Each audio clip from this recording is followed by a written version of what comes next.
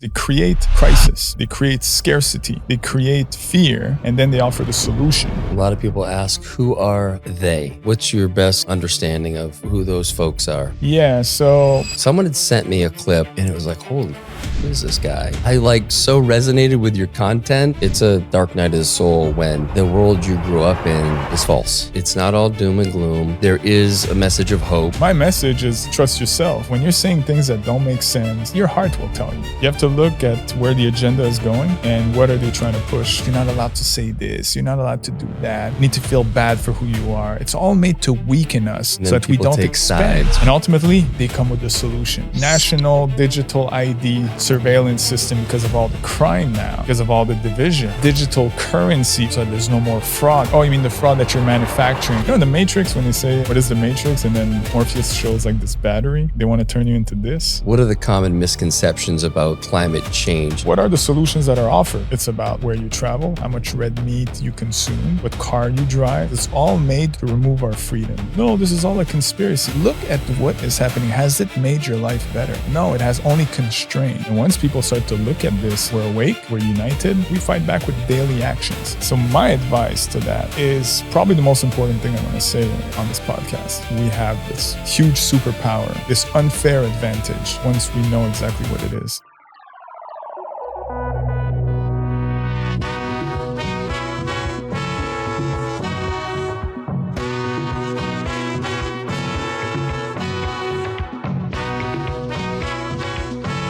Well, dude, I just particularly love our origin story.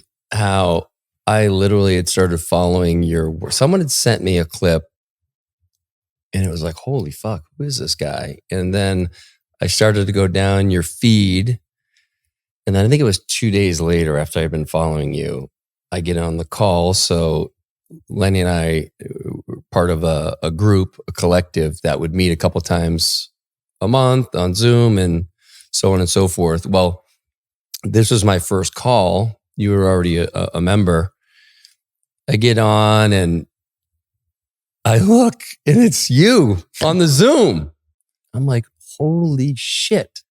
I so resonated with your content. And then you ended up coming here, the next month or two for an event, and you got to stay with us, and we totally dropped in. And so I just love how that all happened. And then since then, I mean, I think you were around 100,000 followers. Now you're almost to 1 million on Instagram. And you haven't changed a bit. You just continue to get more and more clear. And what I've noticed is one of the themes that has been so resonant for me that I think is so important for people to understand is it's not all doom and gloom. There is a message of hope. You're very clear with them about what's happening. You don't sugarcoat that, but you don't add to it either. You're just very clear. And so much of this is reminding everybody this is all theater. Everything you were told growing up basically is not true. And I'm going to show you in the different areas of what's happening right now where the untruths are. And then it's and this is how we move on from it. And so many people want to fight the dark side, fight the evil, engage. And I've had seasons where I've done that, wanted to do that. And where I've landed is I just need to get my signal clear, bright, know who I am. What do I stand for? What resonates the most? Don't have to defend necessarily a position. I just know how I feel. And the more I do that, those things that seemed everywhere in my life, that kind of don't exist. And so I don't get involved with whatever the topic of the day is. I don't go down rabbit holes figuring out what's going on. With Iran, I honestly don't really know what's going on because I know what most of the information I'm going to get is not going to be true. And so I rely on people like you, and there's only a couple that I really trust who have done the deeper research than I have and can put it to me in a way that I understand it. And I don't even for me, it's not even about convincing anybody this is the way. I'll either, hey, go look at Lennie's, content and see what lands. And so I'm so curious about your, you have, I mean, every one of your videos. And I tell you, I watch all of them, like to the end, which is rare. But like, how did you get your signal so clear? Yeah, I think that it's a great question. And by the way, thank you for having me on. It's a real honor. It's a great studio, by the way. Thank you. And I will say that I don't have the answer, and I don't have all the solutions, and I'm not to be trusted. Just like most people online, they shouldn't be trusted. My message is trust yourself. If the information that you're getting resonates with you and it makes sense, and you can open your heart to receive the signal that makes sense to you, then go in that direction. Maybe it's completely opposite of whatever I'm saying, but at the end of the day, you have to know and learn to use your critical thinking. And once you learn to harness that, you realize that you only have your own signal. And sometimes you'll hear a signal that is exactly on the same frequency. So you're going to gravitate towards certain people. And sometimes the information will be good. Sometimes the information will be against your principles or your values. But you have to maintain that. And this is kind of my warning whenever I speak about influencers, mainstream media, alternative media. There is a lot of deception out there. And the number one thing I ask usually is look how people are funded, who's behind them, who's connected to them. And if there is like some wishy-washy, sponsorship or anything that seems to not be 100% authentic, it's like, yeah, you may get some good information, some good bits, but the intention is to still keep you trapped in this division apparatus. And a lot of people, they don't even notice it. So what happened is that we had all these people that awaken after COVID. There's like a huge wave of people, myself included in that wave. They got their first awakening with either the mask, the social distancing, the vaccine, the lockdowns, like anything that was like, wait a minute, like this doesn't make sense. But what do you do once you have a whole population that's awakened in front of you and you're the one holding the strings? You have to take this energy and you have to direct it into another frequency. So you're giving a certain percentage of the truth. So you prop up all these guys that like are somewhat in the truth space. You get them hyped up, but ultimately look at the message that they give you. And is the message uniting or divisive?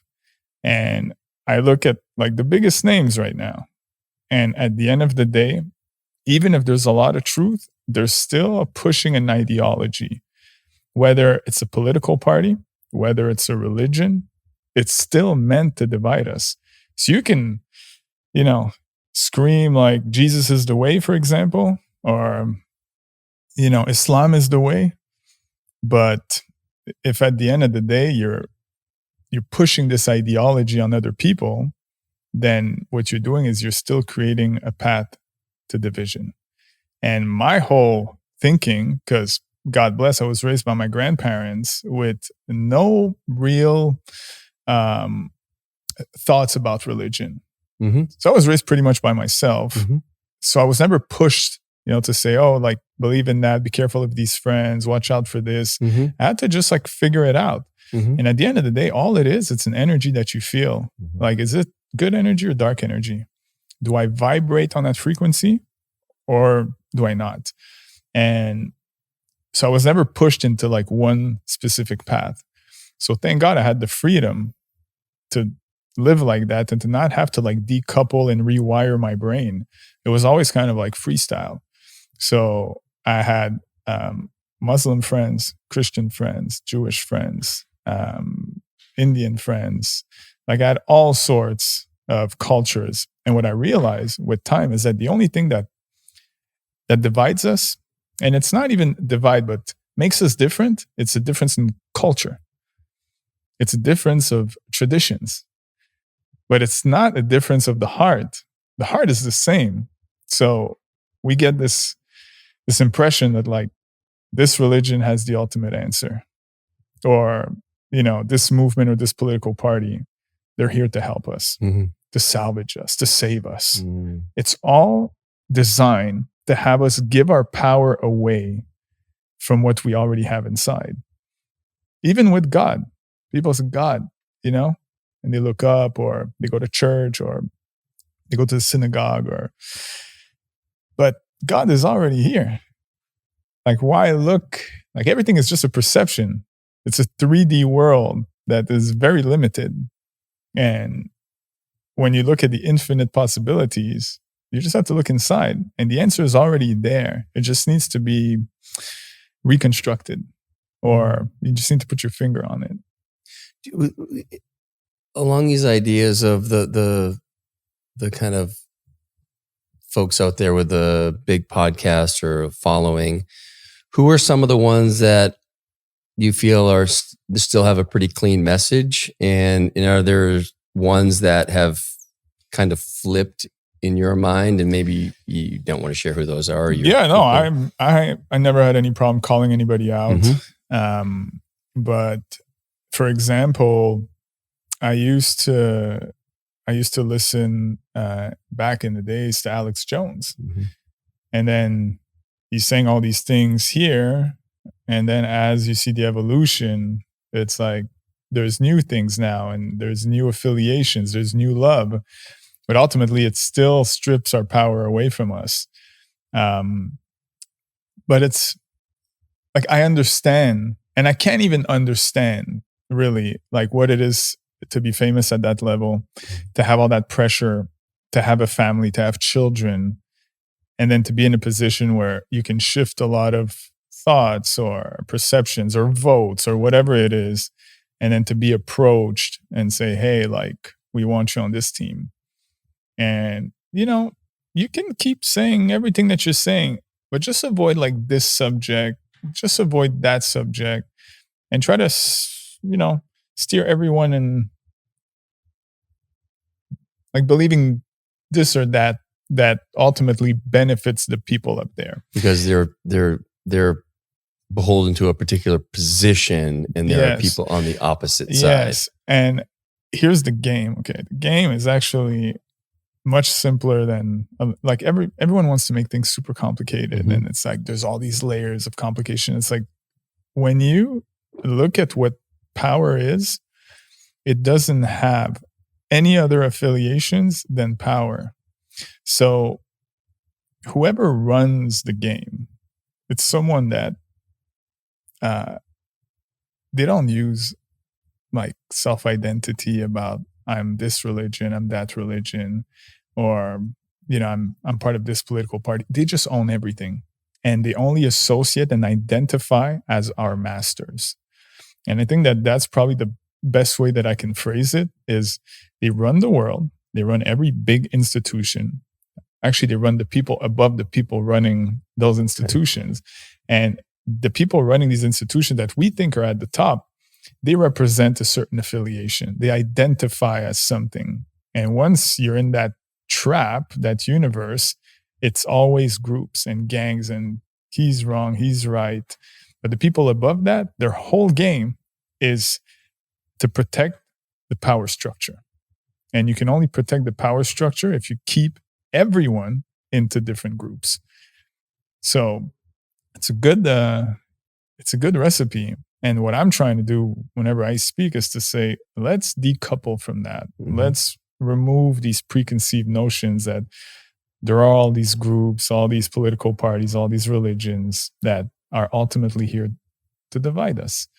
And the more we stay divided, even at a big religious level, it's like, it's okay for everyone to be religious as long as it's at home. And they don't push it on other people and say that that's the answer. Because as soon as you start to push these ideologies that has been written by other people that we don't really know their real intentions, it's still made to divide us. It's funny because when I was younger, I used to rap, and in 2005, I wrote a song. It's called "Religion Is One," and I never changed my mind from it because it's so clear to me when you're not raised and indoctrinated into that world, how like it's clear that like it doesn't help our universal unity. A lot of people ask, who are they? Mhm. You know, the ones above. What's your best kind of understanding of who those folks are? Yeah, so there's various like areas that we can go, but when you look at in the world of the scene, what we can see with our eyes, you have to look at where the agenda is going and what are they trying to push, and anything that's meant to give our power away or to control us, you have to look at the organizations that meet and makes these new rules. For example, the World Economic Forum. Mm-hmm.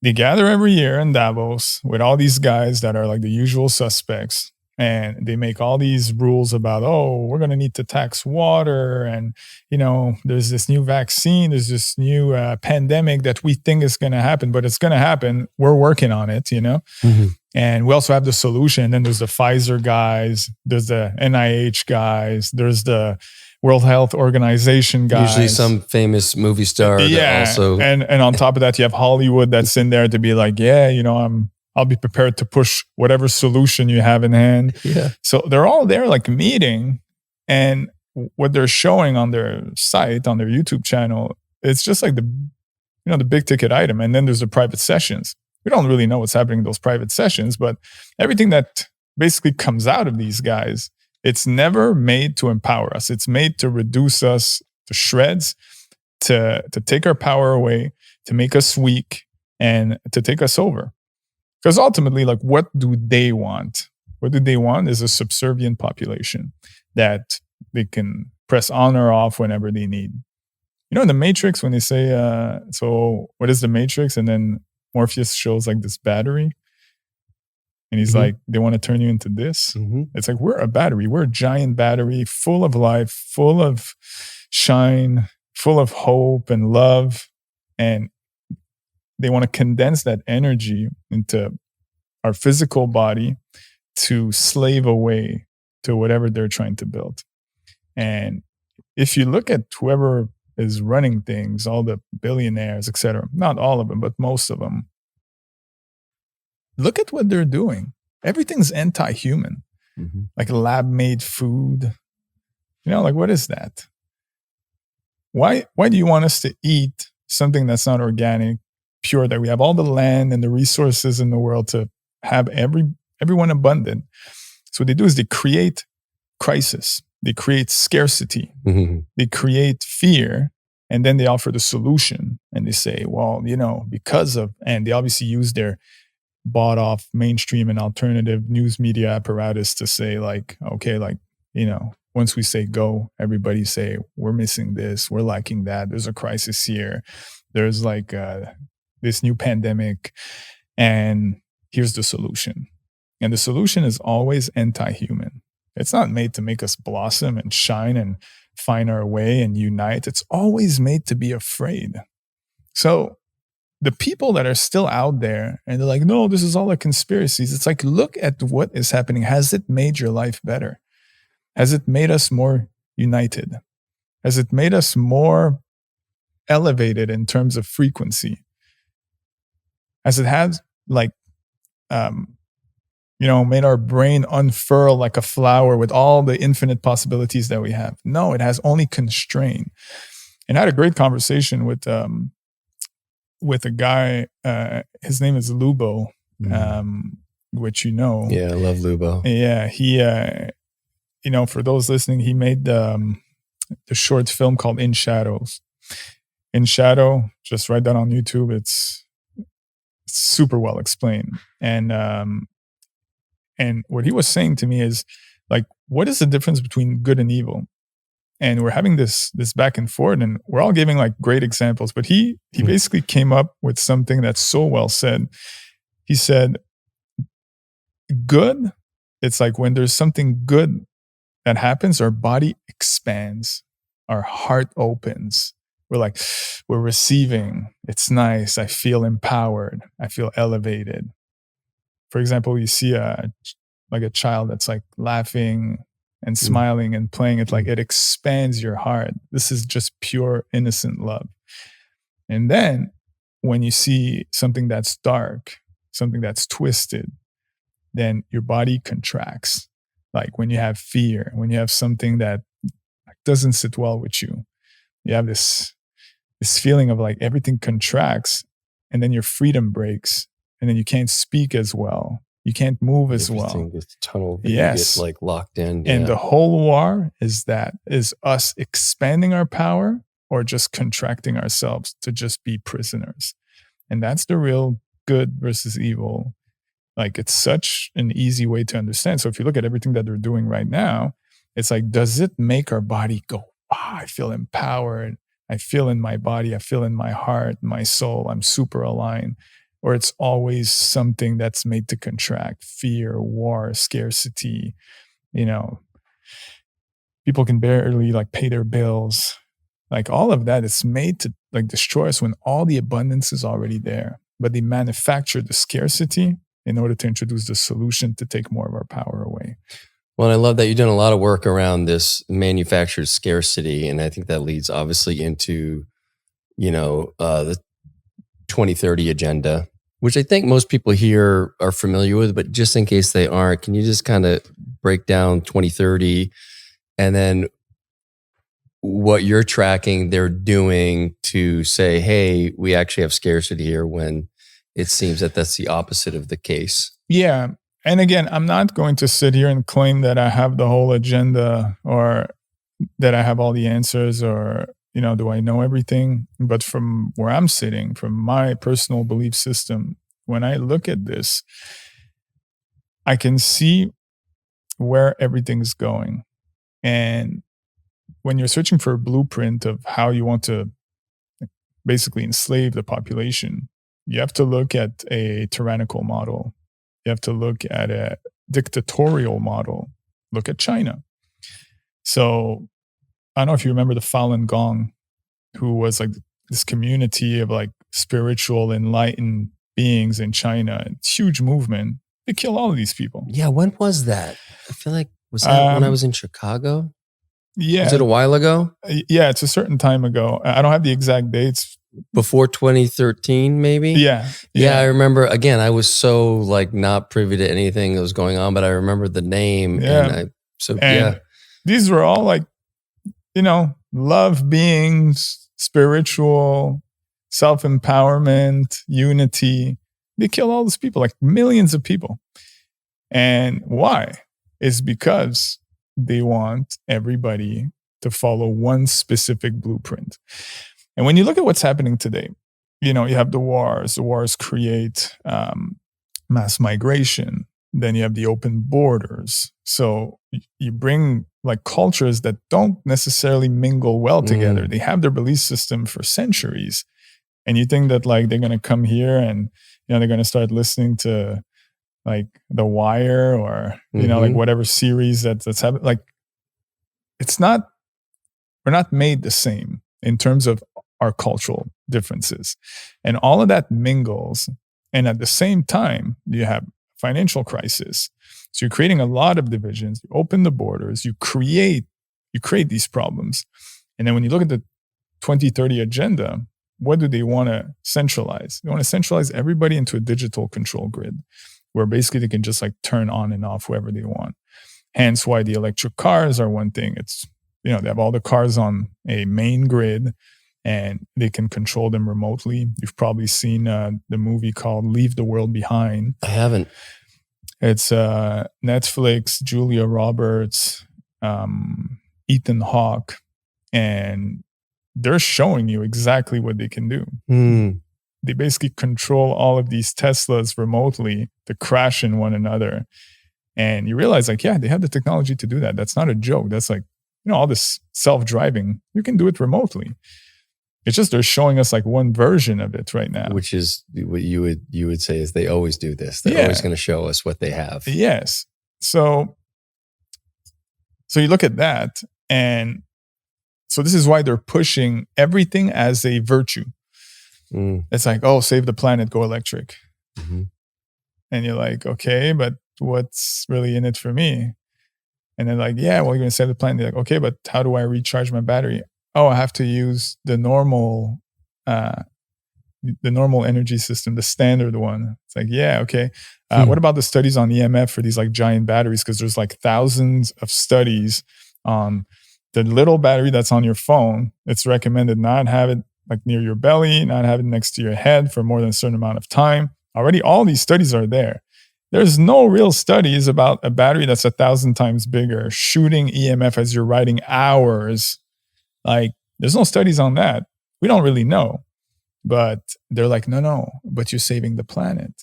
So it's all about little moves like that are presented as virtue. You know, like the whole DEI, diversity, equity, inclusion. Yeah. It's all like made to make us feel better about ourselves. You know, reparations and all that, to just trying to constrain us. You're not allowed to say this. You're not allowed to do that. You need to feel bad for who you are. It's all made to weaken us And then so that we don't take expand. sides, right? And people take sides. Yeah. And ultimately, they come with the solution. We need a national digital ID surveillance system because of all the crime now, because of all the division. Oh, and by the way, we're also working on this digital currency, which we're going to tie to the digital ID system so that there's no more fraud because of all the fraud that's happening. Oh, you mean the fraud that you're manufacturing? Oh, yeah, okay. And on top of that, we're going to add a social credit score system where, based on whatever your behavior is and what's important for us, the people on top, if you don't follow, if you don't abide, then unfortunately, we're going to have to punish you. So, for example, you can research right now in China, people that jaywalk or travel too many times or are not following the law properly, their social credit score goes down. And then, since it's tied to the digital currency, it's like they can't access their bank account. They can't travel. There's tons of real testimonials about that. So it's fully implemented in China right now. I wouldn't say fully, but to a large degree. In the big cities, for the most part. Mm-hmm. So that's a beautiful blueprint for anyone who's in power, who's like lust for power. It's like, well, how can I, create everyone to just be like a barcode?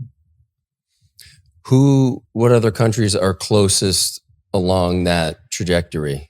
Like, where's Canada on this? Where's the UK? I know there's a bunch of shit going on there. Yes, well, I'd say all the Commonwealth countries are pretty much around the same level to a degree or another based on the specific subject, like Australia, Canada. I mean, look at how bad COVID was in certain countries. It was all the Commonwealth countries. And China, it was like a dystopia. It was like a Black Mirror episode. So you look at that, and then you also look at the Scandinavian countries. They're the ones that, they're the most advanced in like renewable energy and all that, but ultimately it's turning into socialism.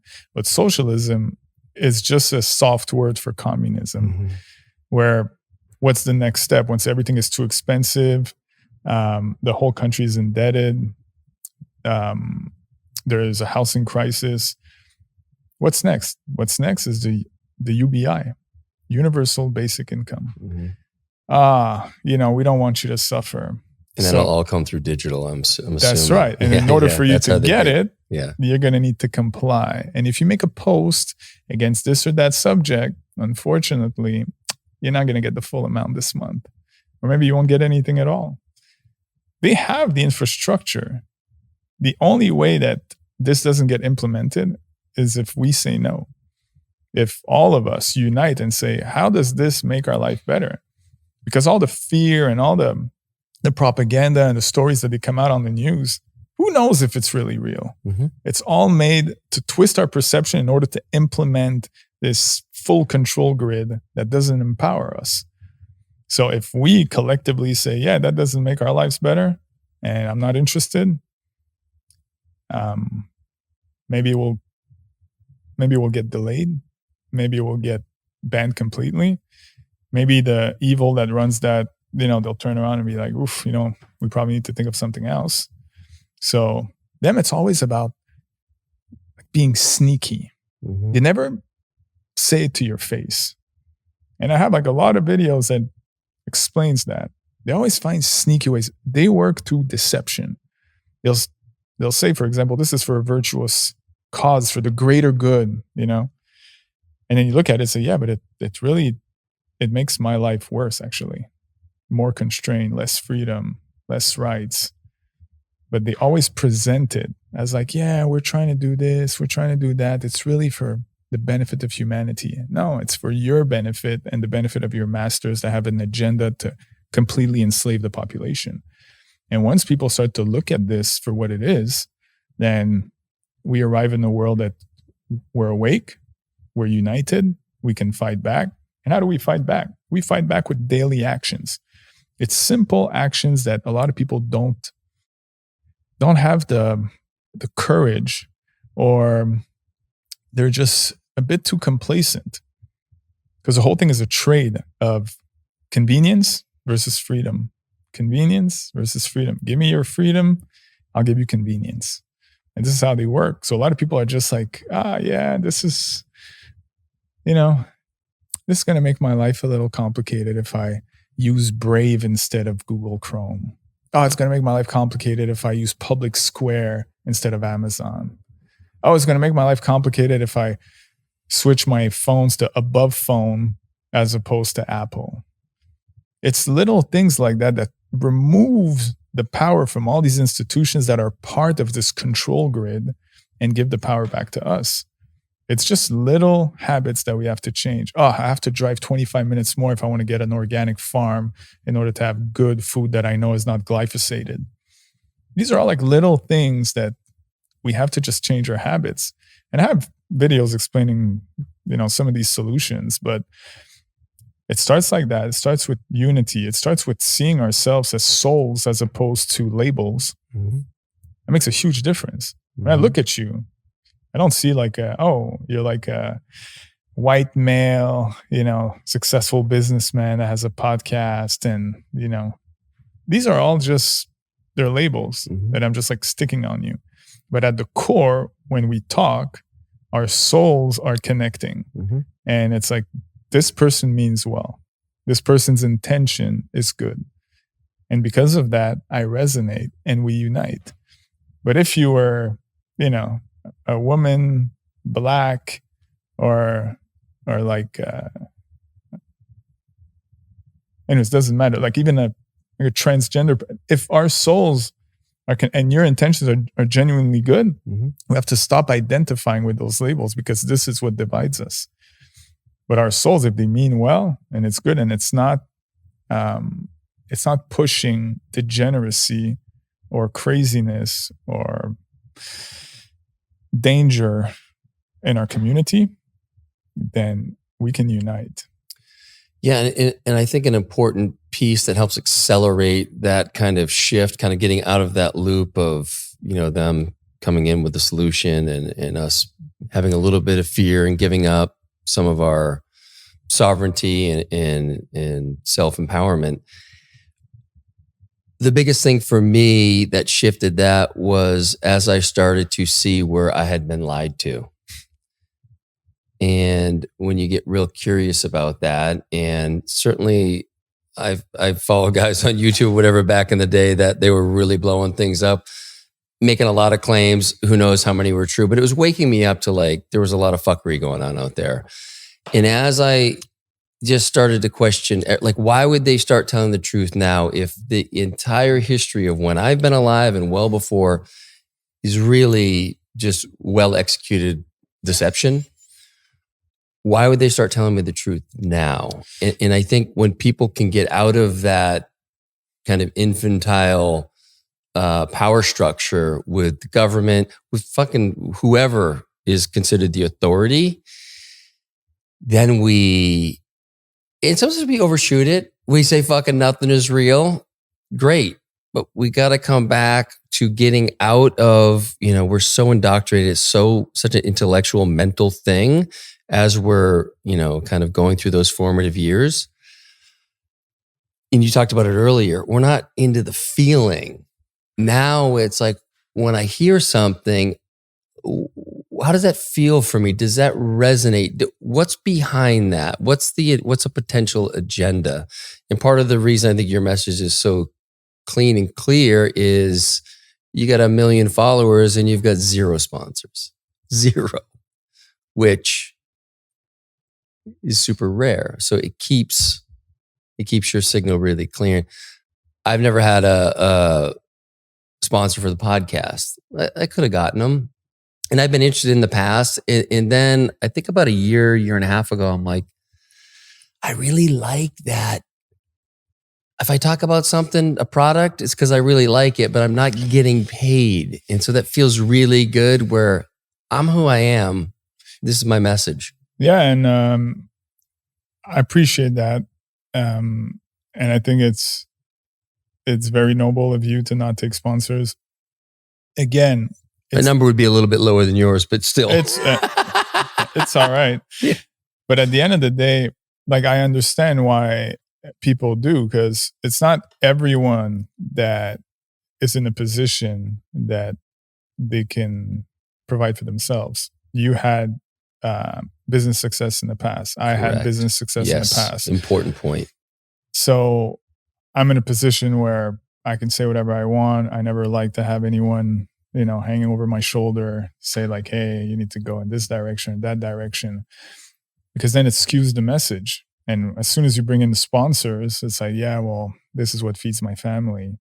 So you start to skew your message just a little bit, and it's not as authentic. And I think the reason why my engagement is so high and my community is loyal is because of that. Is because they know that I don't take sponsorship. I had big companies that came to me with big offers because who's going to be the first one who's going to snatch Lennie? The guy who doesn't take sponsors.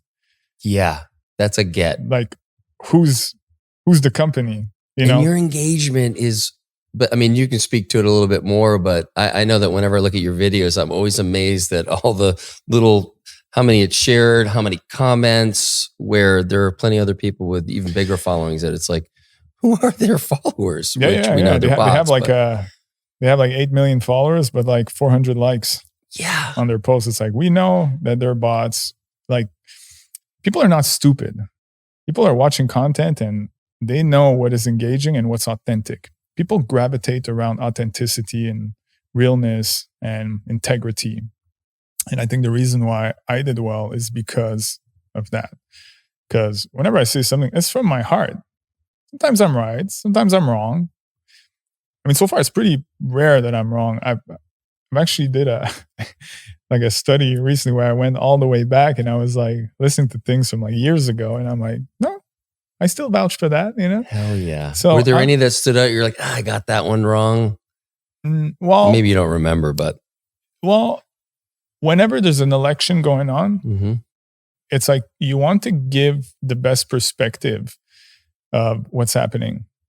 And you don't want to say like vote this or vote that, but you have to kind of explain what's happening.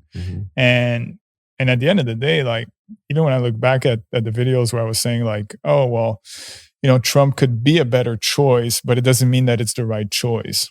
So I would give like this kind of explanation where it's not like, I don't vouch for any of them, but if you're there and you have to make a choice, like, one is going to push the agenda faster than the other. One is going to do the agenda still, but going from this road. The other one's going to do the same agenda going through that road. So I said, this road is probably a slower road than this one. But so I look at that and I think like, was I right? Was I wrong? Like, yeah, it's just a point of view in order for people to understand that like their vote doesn't really matter. And it's hard for a lot of people to concede, but it's, again, one of those things we were taught growing up that your vote counts. Yeah. Every vote counts. Yes. And the whole education system, the whole healthcare system, like everything's been hijacked in a way to control our perception. So how do you own a population is you rewrite history, you get rid of all of Mother Nature's magic and gift, to like health and wellness and frequencies and, like anything that can help to get away from this, big pharma industrial complex cartel that they have the whole game on a chokehold. They're having everyone say, oh, well, you have this problem, here's the pill. Now you're addicted for the rest of your life. And that's kind of it's a simple business model. It's reoccurring revenue. Like, what are investors looking for? Reoccurring revenue. So they try to get people hooked on things, and then they make the deal with the insurance companies that pays for it. So it's seamless for the people, but it's so dirty. So it's important to look at these things and, to get back to the no sponsor thing. I think that if you're out there and you're watching any of these influencers, mainstream or alternative, just look at who they promote and look at their sponsors and look at how they talk. And you're smart enough. Like, I don't have to tell you, nobody has to tell you. Just with our critical thinking, we're listening. And when you're saying things that don't make sense, things that don't exist, and we can clearly, like, it's clear that you're bought and paid for.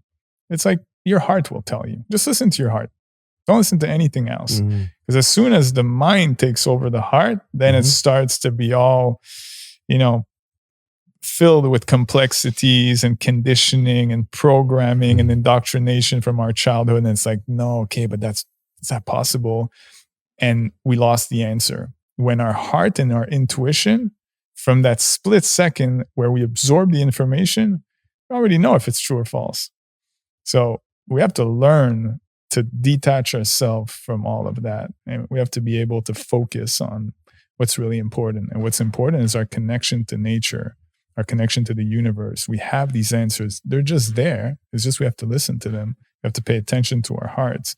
And that's usually how we can slowly live a better life.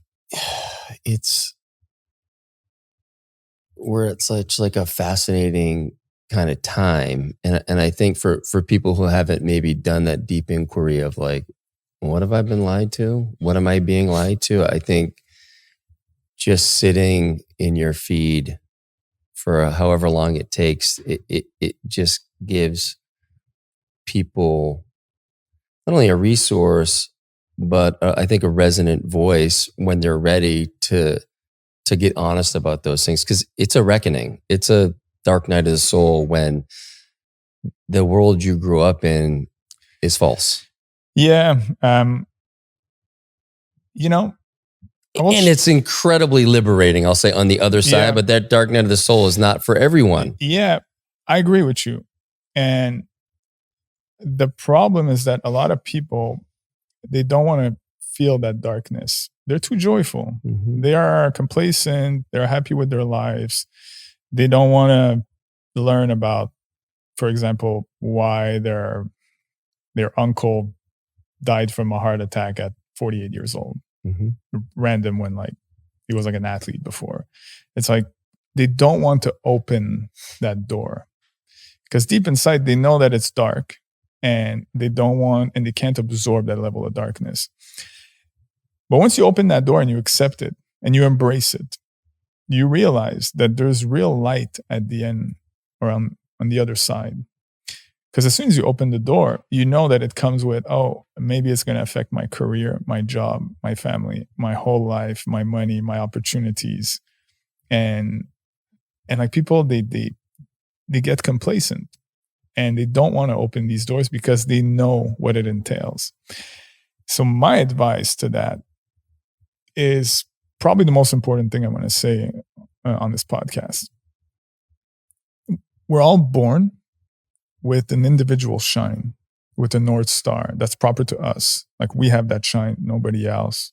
We have, this huge superpower, this unfair advantage against everybody else once we know exactly what it is.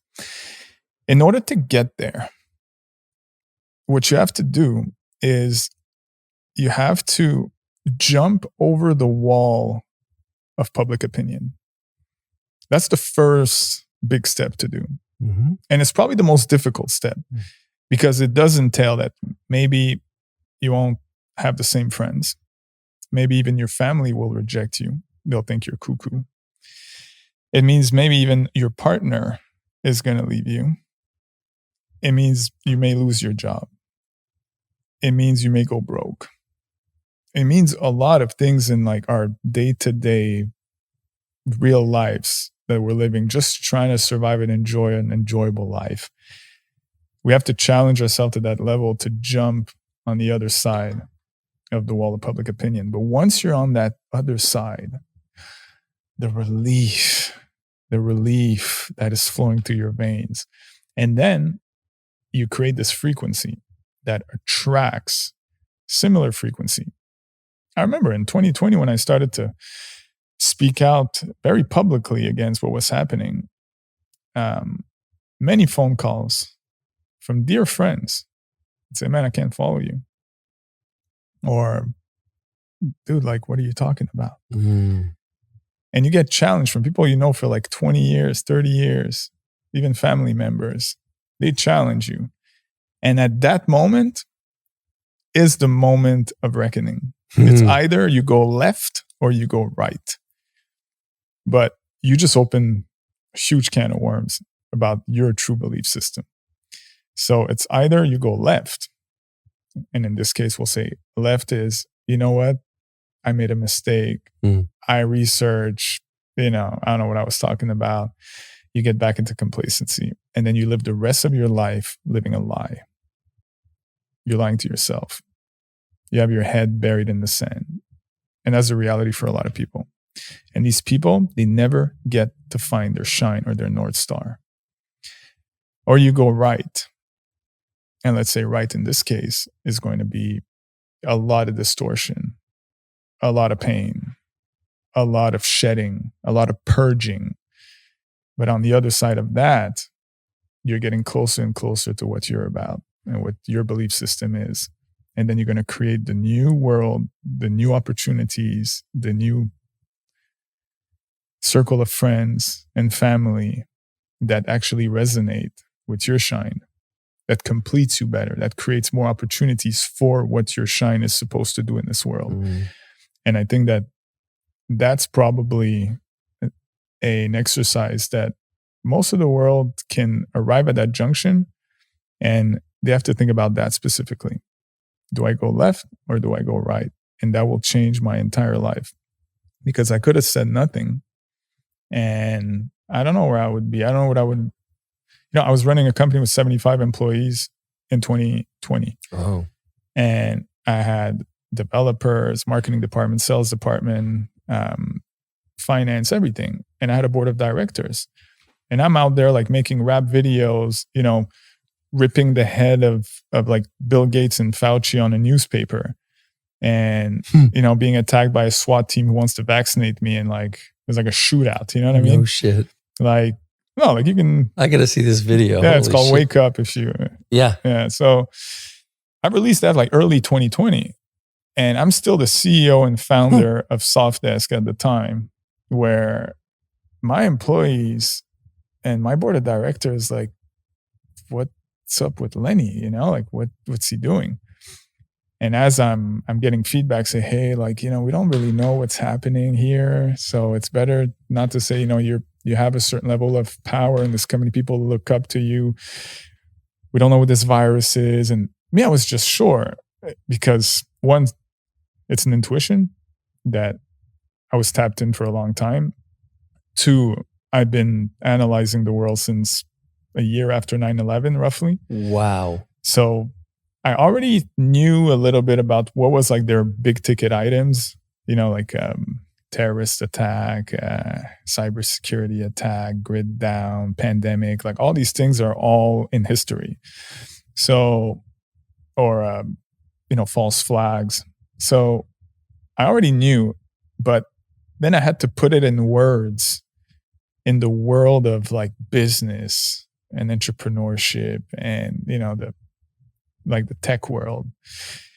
And it was difficult for me, but I said at the end, I said, you know what? Like, I believe in what I believe, and my voice is my voice, and I'll deal with the consequences. And if I have to be ousted as CEO, then I will be ousted. But I will stay in my lane of integrity and authenticity, which I think a few months after, I released another video called They Won't Divide Us. And it starts by saying, we're allowed to riot in the streets, but we can't go to church because of the Black Lives Matter that was happening at the time. Mm-hmm. It's like, oh, for that, it's okay. But we're on lockdowns and we're not allowed to use our small and pop shops, to get our food and, the local small stores that we want to support. All that is closed because we can't gather together. But meanwhile, you can be like thousands of people in the streets, like breaking things. That's no problem because it's for a good cause. So I made a video called They Won't Divide Us. Shortly after, now it's like the people in my company was like, okay. And after that, I released Freedom, which was about removing the mask from children. So I went like back to back, just like releasing. Holy shit, these are big topics, especially at that time. Yeah. So and then the biggest one was I wrote a song. It's called Just Say No. And I knew that the vaccine was coming. They were going to roll it out. They're going to start to advertise it. And as soon as they made the announcement, like we have the vaccine and we're going to start to roll it out, I released Just Say No. And it started to get shared everywhere, like millions of views in like 24 hours. It got taken down from every single outlet. And you can probably find the song now on Spotify, but you can't find like the video or anything like that. So I got my accounts taken down like multiple times. I had to like recreate accounts and all that because it was impossible to get information out there. To get information that wasn't in line with the official narrative that they wanted us to swallow. And then I released like Just Say No. People are like, dude, like, what's wrong with this guy, Yeah. But I kept going and, slowly all my friends kind of disappeared and my life kind of took a different turn. Thankfully, I was able to make, to build a beautiful company with the help of great people. And we did an exit in January of 2021. We sold to Enphase Energy, which is an inverter company out of California. And it was the great success story. But now that I was like a public, dissident, we'll say, I wouldn't get the same invitations as I used to. Because I used to speak in all the universities and, all the startup conferences. I'd get invites all the time to just like speak about like find your purpose, build your company, get out from this like 9-to-5 world. Like this was kind of like my world before. And all of a sudden, no more calls, no more emails, no more requests because like, oh, this and we can't be seen with them or associated with them. But that has created new opportunities. And then my resilience got me to continue to post, truth videos online. And even if my accounts would get taken down, at some point, they switched the terms and conditions to match the ones from X. And X was like, listen, if it's wrong, like completely wrong, we'll have like community notes as opposed to just censoring. And then Meta, they followed shortly after. So that has allowed me to create my videos where I wasn't as censored because I had strikes at the time. And then all of a sudden it's like, oh, finally like the information starting to get through. But, to get back to the point, it's the message of unity and empowerment and being authentic to what you are and what's in your heart. You have to follow that, even if it comes with all this distortion and pain and losing friends and having arguments and people think you're crazy, because it was just my soul slowly trying to get to the place of where my North Star is. It's like I just decided to go in that direction and say, like, I know that there's something there.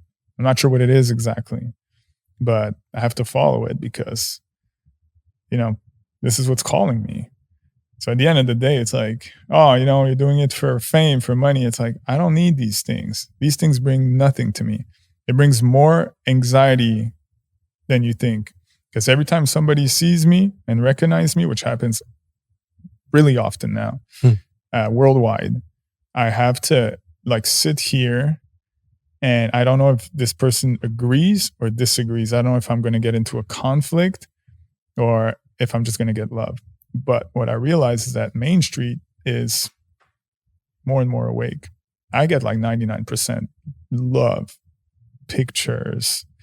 Dude, like you've changed my whole brain about this topic, that topic. You helped me to awaken. You've brought me to this new realm of understanding. Thank you. So I receive thank you letters on a daily basis, like long letters of like people that are saying how thankful they are because they saw one of my videos one time and it got them to dig a little deeper in other things that mattered to them and their family. And they're, sending me and sharing this experience. And that's the most rewarding thing at the end of the day. So it's not the fame, because the fame, who cares about that? Yeah. Look at Hollywood. They're all rotten. I mean, most of them are rotten. So fame, like, it doesn't do anything for you. It attracts the wrong attention at the end of the day. Because they don't really know your soul. They just saw you on TV. But as soon as they meet the real you, they're like, yeah, that's not what I thought. Like, be careful who you worship. You're always going to be disappointed once you meet your idols. You've been idolizing them all your life, and you see like, this dude knows nothing. So now I have all the guys, not all of them, but some of them that I used to follow as a kid, like I used to look up to. Either actors, rappers, musicians, DJs, writers. They follow me now.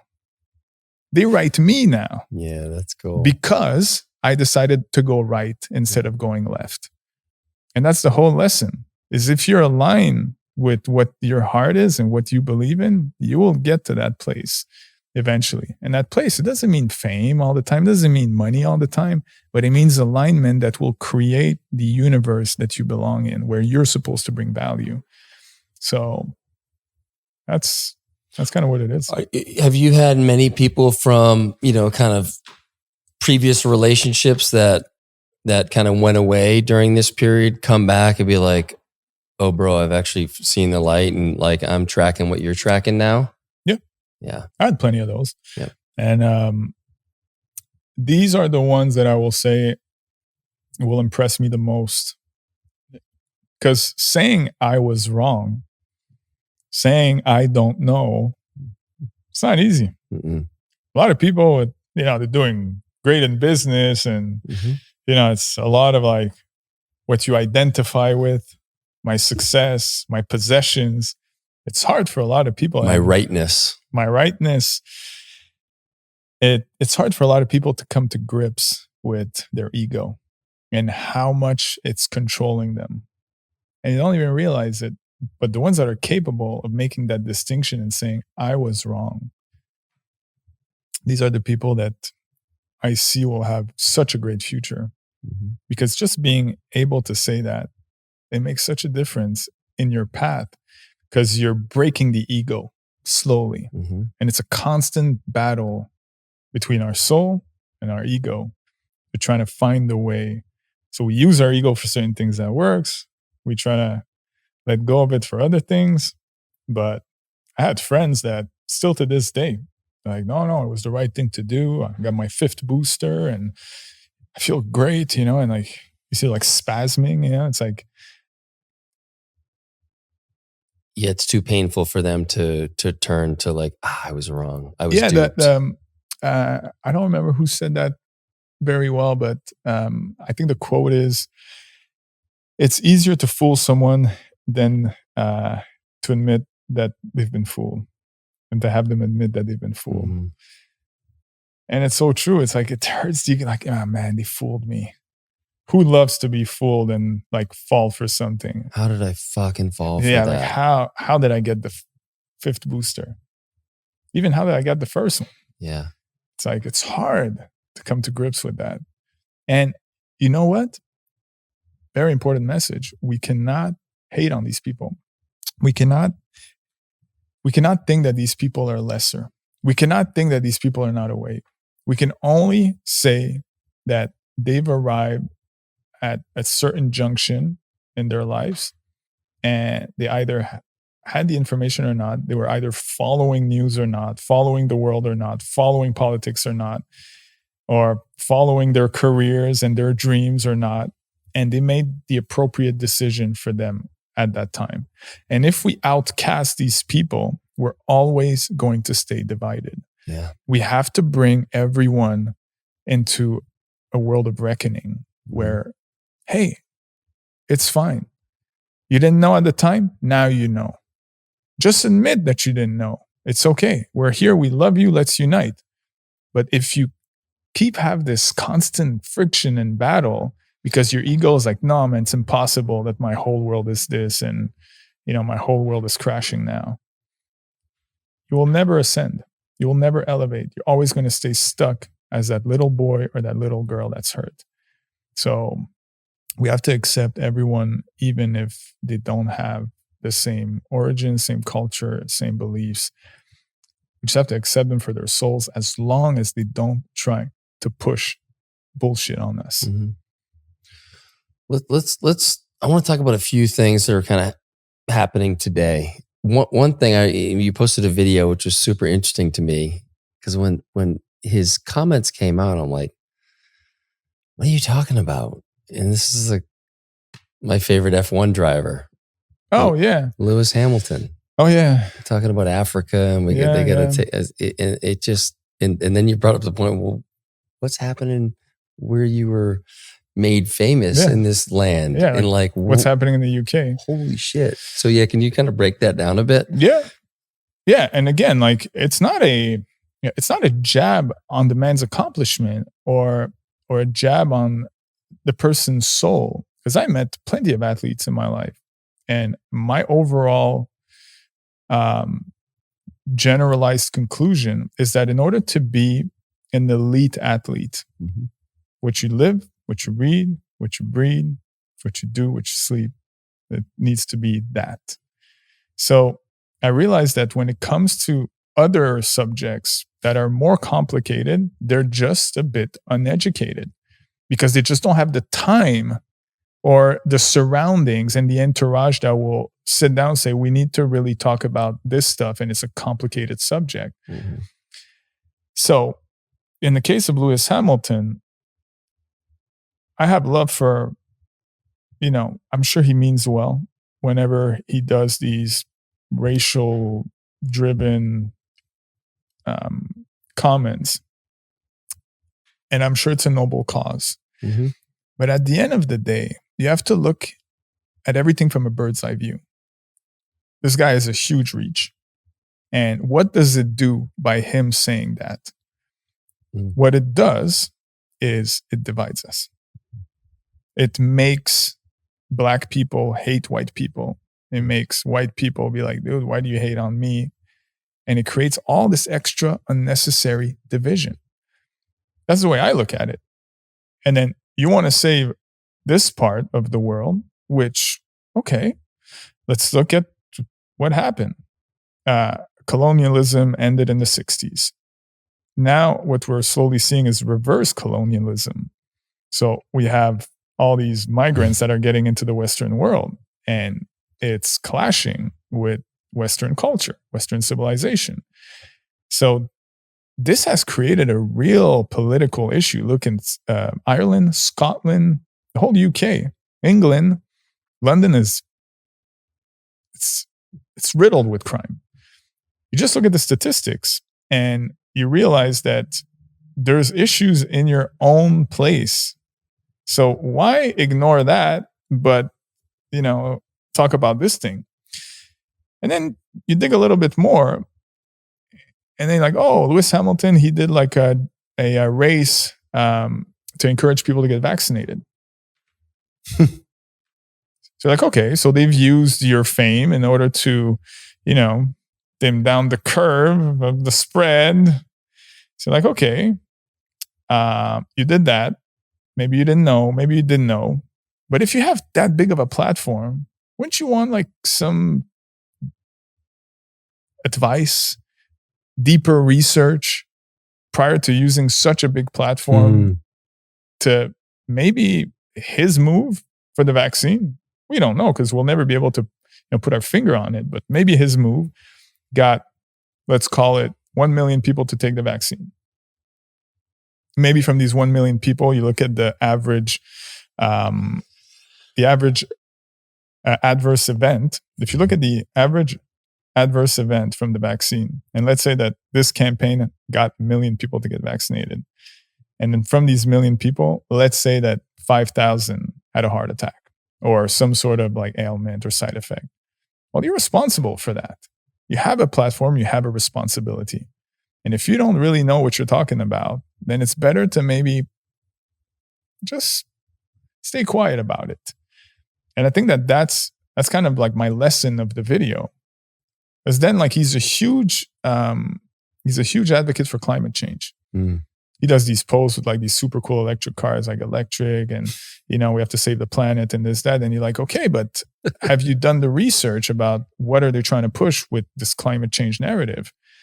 And just by the way, you're telling all of us, Philistines to be careful of our carbon footprint. But meanwhile, you travel in a private jet, you use carbon emissions for a living. Like you go in circles like 100 times every week in different country, emitting these very emissions that are the equivalent of maybe like 800,000 people do in a year. So you're telling us how to live, but meanwhile, you're not the example. It's like Leo DiCaprio. Mm. He's like this huge climate change like advocate, and he speaks about how we have to save, this part of the world, that part of the world, and how it's affected. And he owns like a bunch of properties by the water. When he's saying our waters are rising, he owns a bunch of oceanfront properties. He takes private jets, and you're going to tell us Philistines how to live our lives? Just stay out of it. Mm-hmm. Race, be an athlete, be an actor, be a singer. But if you don't have the time, the energy, or the proper patience to do the appropriate research to get in the political arena, it's better to stay out of it because you will get ridiculed. Let's talk about climate change a little bit, because I think a lot of people are still following that narrative and believing what they're hearing. And now I haven't done much deep research on this at all. It is my understanding that the climate is changing, and that's what's actually meant to happen. And then they come up with all these ideas about cloud seeding and other ways to, play Mother Nature, which is fascinating to me that they think they've got it sorted out. But like, what are the common misconceptions about the climate change narrative? Yeah. And again, I'm only going through my own research and my own belief system. But when you look at why are they pushing it so adamantly, you have to ask yourself, why is mainstream has decided to push one specific subject and have everyone within their world say the same thing? Mm-hmm. And climate change is one of them. So you have to look at what are the solutions that are offered for climate change. It's about monitoring your carbon footprint. So it's about where you travel, how much red meat you consume, what car you drive, how many times a week you go to get gas. So it's all things, their solutions, it's all made to restrain us, to restrict us, to remove our freedom, to control us, to punish us if we are, doing damage to the planet. But meanwhile, you look at all these people that are like, climate change, let's go. Everyone that talks about that, you can find them in Davos, arriving and leaving in a private jet at the World Economic Forum, using the private jet all the time. So you're going to tell us what to do when you can't even serve as an example? So this is why you look at these contradictions and you look at the agenda that we talked about earlier, where they want to bring the world. More control, easier to turn on and off, the different rules that they want to implement. And climate change is a clear one that is easy to use.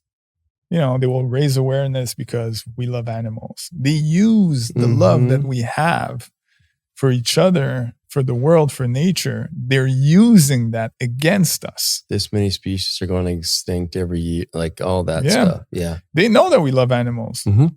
Someone who is filled with love, they love nature. Mm-hmm.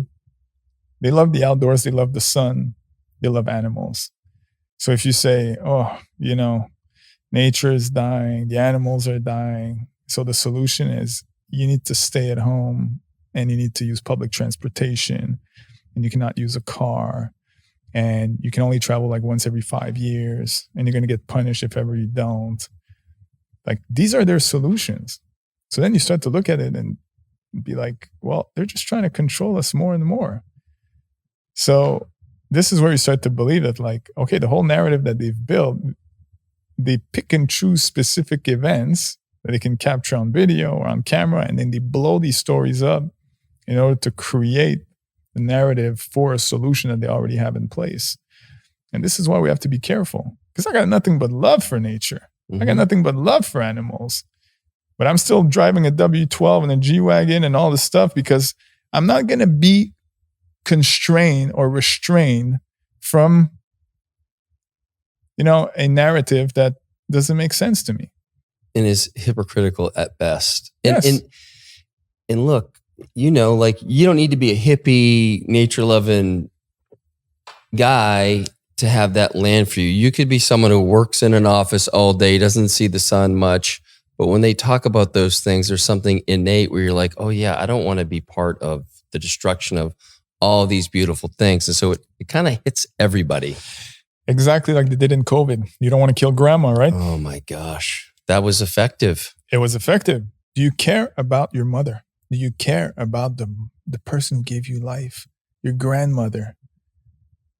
Do you care about that? Oh, you don't care about that. Oof, what a bad person you are. Mm-hmm. And he created this whole narrative in order for us to constrain ourselves, to restrict ourselves, to control our every move. 6 feet distance, lockdowns, curfews. In Canada, we had curfews. I remember hearing about people that would fly into Canada and they would be quarantined for like up to a month in these hotels and stuff. It was so Imagine the psyop. wild. Imagine the psyop. You look back at that now today, after everything we know, everything that came out, and there's nobody in jail.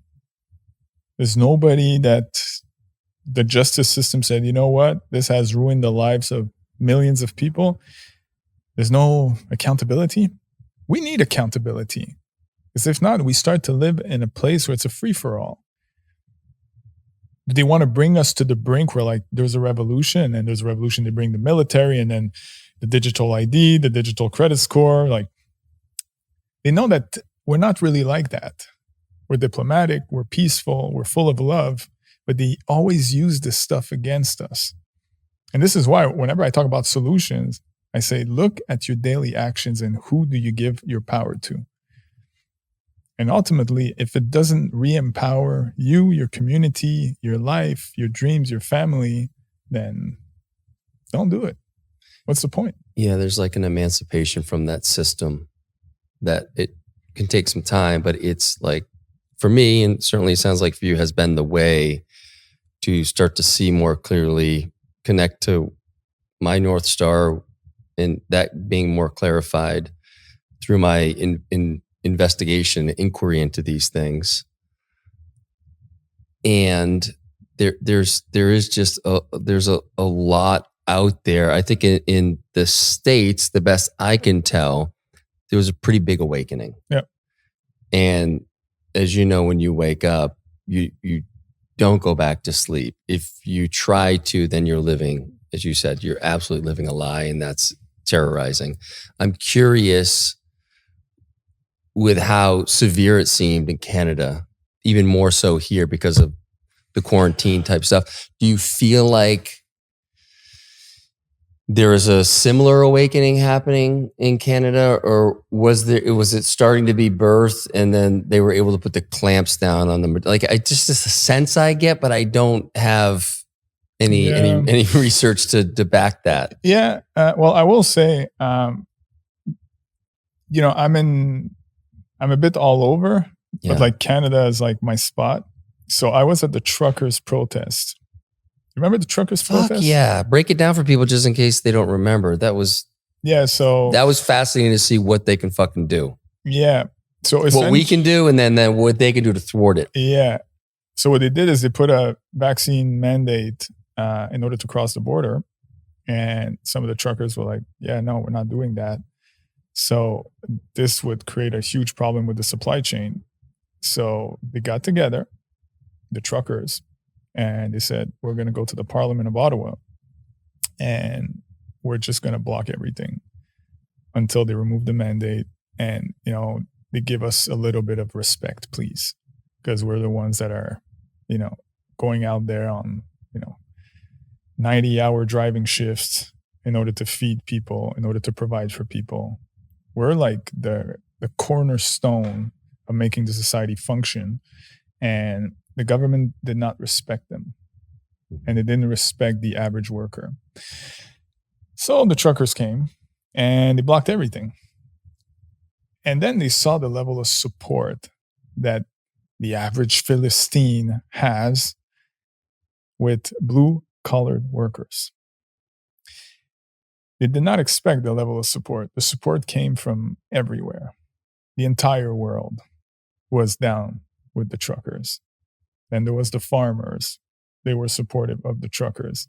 So every family, they gathered in front of the Ottawa Parliament. And I was one of these people. And I went 3 times. And you're there and you look at what is around you. You have families, you have children, you have good, honest workers that are just like, give me my basic human rights back. Because all this doesn't make sense anymore. What did they do? The prime minister fled. He fled. Know that. Nobody knew where he was for like a week and a half, 2 weeks. Nobody knew. The news was not shared because they did not expect that level of uprising. So what did they do? They brought in the SWAT teams, the military, in order to slowly move them. In the meantime, they got their bought off, disgusting, satanic mainstream media, state-sponsored, to depict these families and these children as Nazi lovers. You can find all of that. Oh, it's Nazi lovers and Hitler worshippers. And they have all these news headlines, mainstream media, the equivalent of CNN. They're depicting honest working people and families, playing in inflatable castles and ice hockey on the streets. They're depicting them as that. Imagine that. So everybody was like, dude, that's not the reality. Like, it's all families here. But what it is, they plant their bought off and paid gangs like they do here with like Antifa. Mm-hmm. And they waved the flag. They took a picture of that. The news was ready, willing, and able to take it, to have the whole article ready in order to scare people, to be like, oh, I don't want to be associated with that. That didn't work. Wow. It only got bigger. Yeah. So then they brought in the SWATs and then they brought in the military. And then at the end, what you saw is the people that were slowly moving all these peaceful protesters didn't have a name tag and their faces were covered. And then you learn as you go that there's a Chinese military training base. There's multiple actually in Canada. And when I saw them, and a lot of other people saw exactly what I saw, this is Asian people. The people they were not speaking. I had no idea. Oh my God, dude. They were not speaking and they were just doing what they were told to do. And there was violence. There was a lot of distortion. And eventually it moved and it cleared up. But shortly after, they removed the mandates and then we were able to travel again. And the media never credited that it was because the people got together. What did they say instead?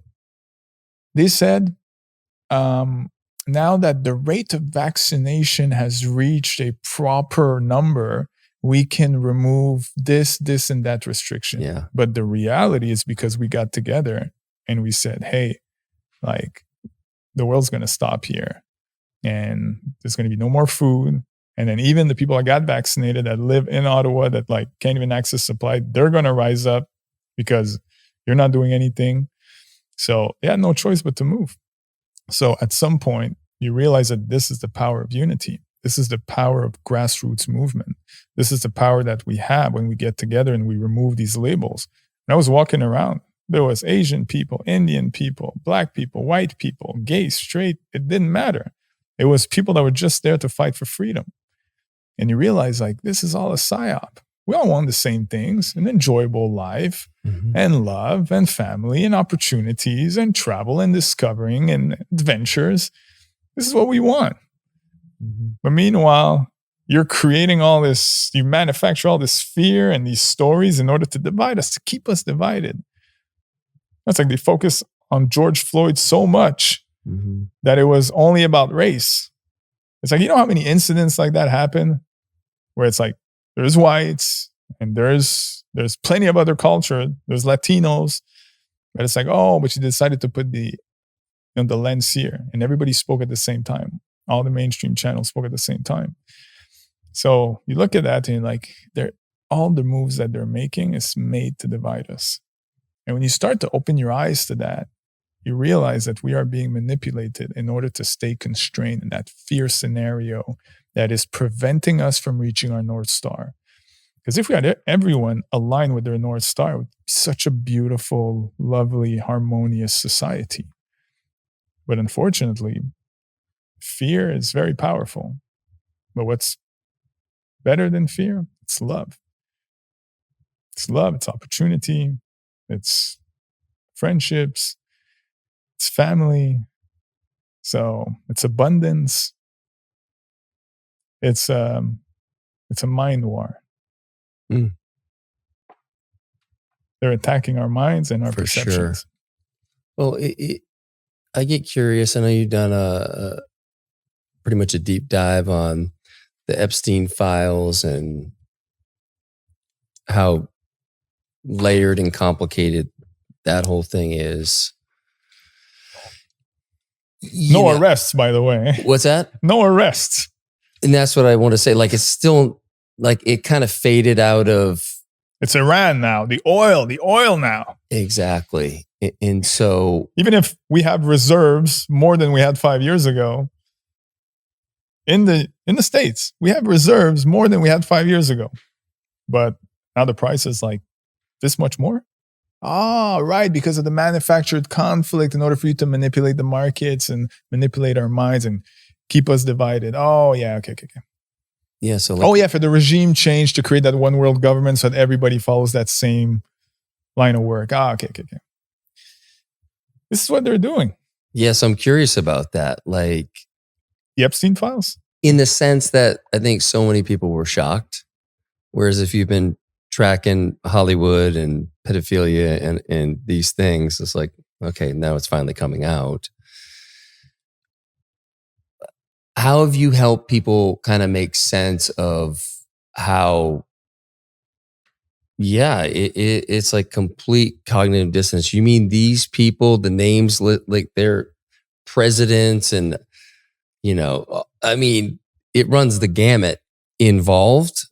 And there's some pretty, really evil stuff, that doesn't get talked about on mainstream. But when you do your deeper dives, you see potentially what was going on. How do you give people a sense of peace around that this is actually for the greater good, that we understand this? Because I think for me, that's like, it's not going to change. It's like, okay, that makes sense. As terrible as it is. Yeah. I think to answer your question, the best way that I can is you give all this information to the world, you release it to the world. Because they got the okay from somewhere at some point to say, release this. Mm-hmm. What does it do ultimately?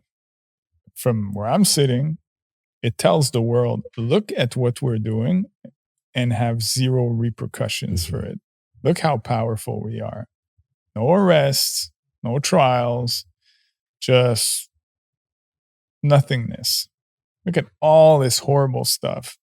Nobody is accountable. The worst stuff we've seen in our lifetime, maybe ever. Like, holy shit, that bad. And at the same time, they're showing that stuff in Hollywood at various degrees. Mm-hmm. So they're desensitizing us in order for us to absorb this information. Oh yeah, I saw it in some movie. So we're already kind of pre-programmed to receive the information. And this is how they work. They always, it's called predictive programming. Mm-hmm. They show you a version of something that they do that's extreme on screen, Hollywood. It's like, wow, it's amplified, dramatized. And then they do the real thing. The perfect example is the movie Contagion. Yep. If you look at Contagion, which I believe was 2012, it's COVID to the letter. So they're showing us this whole situation about, oh, we have this pandemic. It started with a bat. There's a bat at the end. At the end of the movie, it's a bat. And what did they start COVID with? A bat. Oh, yeah. So they're showing a bat. They're showing that there's a conspiracy guy in there that's a little woohoo. You know, he plays like the equivalent of what was Alex Jones back in the days. Mm-hmm. And then there's all these scientists, you know, that are respectable and, you know, virtuous. And what's the solution in that movie? The vaccine. Yeah. And once they have the vaccine, everything becomes green and nice and lush and people are happy. And so they've pre-programmed all of that in 2012. In 2015, there's an email between Bill Gates and Epstein. And in that email, they explain how they are working on this pandemic and how they're going to need the support of the World Health Organization. And it says word for word, I hope we can pull this off. And then in 2019, there's Event 201, which is the simulation of what would happen if there is a pandemic. And they brought in all the organizations that were involved as soon as the real pandemic came out 6 months later. So you look at this stuff from a bird's eye view and you're like, they're just messing with us. It's like they have all this stuff like planned out and then there's no repercussion. There's no accountability. So that's one of the Epstein emails. I think that reel of mine had like 15 plus million views. Yeah. Because it explains the correlation and it's like, there's no accountability. They're saying what they're going to do. They're working on what they're going to do. They're telling you they're going to do it. And then they do it. And then we're sitting here like, oh yeah, it's maybe a bat and a pangolin and, you know, these like weird wet markets in China. Oh, it's China. But meanwhile, what good does it do to us? Nothing. It does zero. So this is why we need to have more unity for us to look at it with critical thinking and like, no, like it doesn't make sense. Here's the roadmap. And if the mainstream media was honest, they would say exactly what I just said. Mm-hmm. Look at this chain of events. You know, the predictive programming with the Contagion movie, the Event 201, and then the actual pandemic, the Epstein files that confirms it, and everything is a perfect chain that says, this is what we did. And we're there like, oh yeah, I guess it's wet markets in China. It's insulting. So this is why we have to push back sometimes and be like, no, you're not going to take my rights away with this story. Your story doesn't make sense. Like, I'm not buying this. So it's little moves like that. And with the Epstein files, it's full of them. You know, the adrenochrome one, for example. Oh, yeah. Like they're saying to you, like, oh yeah, make sure you bring like some vials and this, and they're literally saying like, you take that, and it's like the fountain of youth, or it's like reversing aging. They're telling you, and they showed you in Fear and Loathing in Las Vegas. I haven't Johnny Depp. been a minute since I've seen that. Look at the scene of Johnny Depp explaining what adrenochrome is. That's back in the days. Yeah. So you listen to that explanation in Hollywood, in those movies, you correlated with the Epstein files and what has been speculated to be done, you know, to these children and all these victims.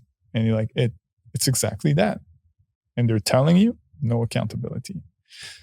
What happens let's talk about like celebrities and musicians. I mean, I think about people like Katy Perry and Sam Smith, and like who started out when they came on the scene in a particular way, and then where they are today, where there's so much satanic stuff going on. And well, it's the question we have to ask ourselves is why? Why is it that you start in the music industry, and I'm not saying it's across the board, but for like the elite artists of nowadays, why is it that it started their career, wasn't really doing so well. They were more into like, their specific genre that was like very proper to them. And then as soon as they made that switch and then they released a music video that's a bit dark, satanic, full of blood, full of symbolism, all of a sudden they're like propped up by the machine. And then they're the number one selling artist of, the last year. And it's the same for everyone. I have a few videos on that you can track, you can look at like all these top artists and how they were before and what's kind of like the process. What does that tell us ultimately? It tells us not to worship these guys. Mm-hmm. It tells us to stop listening to these guys. What have you done for me lately? Nothing. You're just confusing me. You're showing me frequencies and vibes and imagery and symbolism that like makes my heart ache. That makes my stomach churn. So why are we listening to these people? Oh, because the song is good. Yeah, okay, but look at what they're actually doing, what they're actually pushing. We have to be careful who we empower. We're empowering these people by downloading their record, buying their record, going to their concerts. What are we doing empowering these people? These people are not empowering us. They're showing us all this distortion everywhere. And we're sitting here and like we have to like, oh yeah, no, but I don't know, they like flowers, or like whatever that. So they do like one video that's like super dark, and then they do one about love and it's cute and like Taylor Swift vibes, And like, oh no, she's good. It's like, no, but like, are you having like amnesia? Like 2 videos ago, they were like doing that stuff, and now they're doing this stuff. And like, oh no. Why are we defending these people? People are heavily sedated and are on Stockholm syndrome all around. They don't even know they are, but they are on Stockholm syndrome, in love with their guardian, their abuser. They're in love with their abusers. They don't know it, but it's happening in real time. We worship all these people that do nothing for us, that traumatizes our children with their imagery and their music and their words and their lyrics. And then they put the same people on the cover of luxury fashion magazines. Women's worth, family. What are you talking about? You were like twerking in a leopard G-string like 5 minutes ago, and now you're talking about like a woman's worth? What are you talking about? Like, we're not stupid, but this is what they do. They have so much power to control the narrative. People are still falling for it. And this is why I jumped into the luxury fashion industry. I didn't have to, but I looked at the industry as a whole. I read the magazines. I look at how they lean politically. I look at all the narratives that they're pushing, the climate change and all the stuff that we talked about. And I said, all these brands are bowing down to a group of gatekeepers that if you go high enough on the fashion pyramid, it's not pretty. It's not pretty at all. Dude, the Balenciaga stuff is so fucking dark. And they still have stores worldwide. They still run ads. Celebrities, athletes, they're still wearing the stuff. And you look at what they did, like they should have been canceled right there. But because they're part of the Kering Group, which owns Gucci and YSL and, many other brands like Bottega Veneta and Balenciaga's in there. They can ruin their investment, Huge investment they made in that company. So they're finding ways to respin the thing. They're recycling the same creative director who's on record satanic. Like this with Marina Abramovich. Like this with Michel Lamy. Look, research these people, the spirit cooking. Why are you doing this? Other than traumatizing pop culture. Why don't you bring a good frequency of love and family and nature and, empowerment? No, it always has to be like distorted and weird, and people are still defending them. Oh, it's just art. Yeah, your art just traumatized an entire generation. No, it's just art. It's my way of going to my childhood. And okay, why is this being mainstream and empowered? This is your problem. Go see a shrink. Keep that behind closed doors, like your religion. But instead, they're glamorizing this stuff, like the transgenderism. They're glamorizing this stuff because they know that they can weaken and confuse the youth and the population. And when they do that, who has the upper hand? People in power, like, they're confused, they're divided, they're weak. Much easier to implement the agenda, the control, the SSRIs, antidepressants. All that is part of that same apparatus. And once people start to wake up to that, and then they go and they buy like a Gucci shirt, they should know this stuff. Because there's millions of people walking around. Gucci, research that brand a little bit more. Balenciaga, research that brand a little bit more. And that's why I started Place of Elms. It's to swing back against that. I'm not looking to be the darling of Vogue and Bazaar and all these magazines that are filled and riddled with controversies. And specifically pushing the agenda of the World Economic Forum. Not interested. Yeah, so I want to get into Place of Elms. And I think before that, maybe even giving like a little more color to the luxury fashion industry. And I remember, again, just as the people were exposing the ads that Balenciaga was having out with, there was like ripe with pedophilia and just young like dolls it was really rough. Yeah, and books from Michael Borman. Yeah. Like research Michael Borman. Why do you put books of Michael Borman in your ad? Why this guy specifically? It's made to traumatize. And who's Michael Borman for?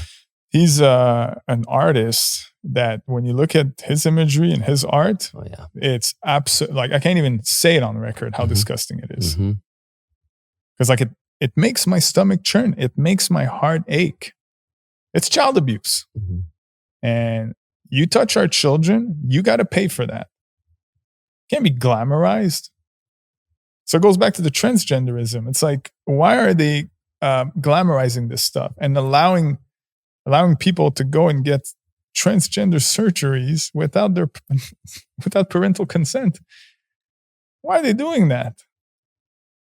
It weakens people overall. So to get back to the Balenciaga, this is what they did. They did an ad. They had Michael Borman books.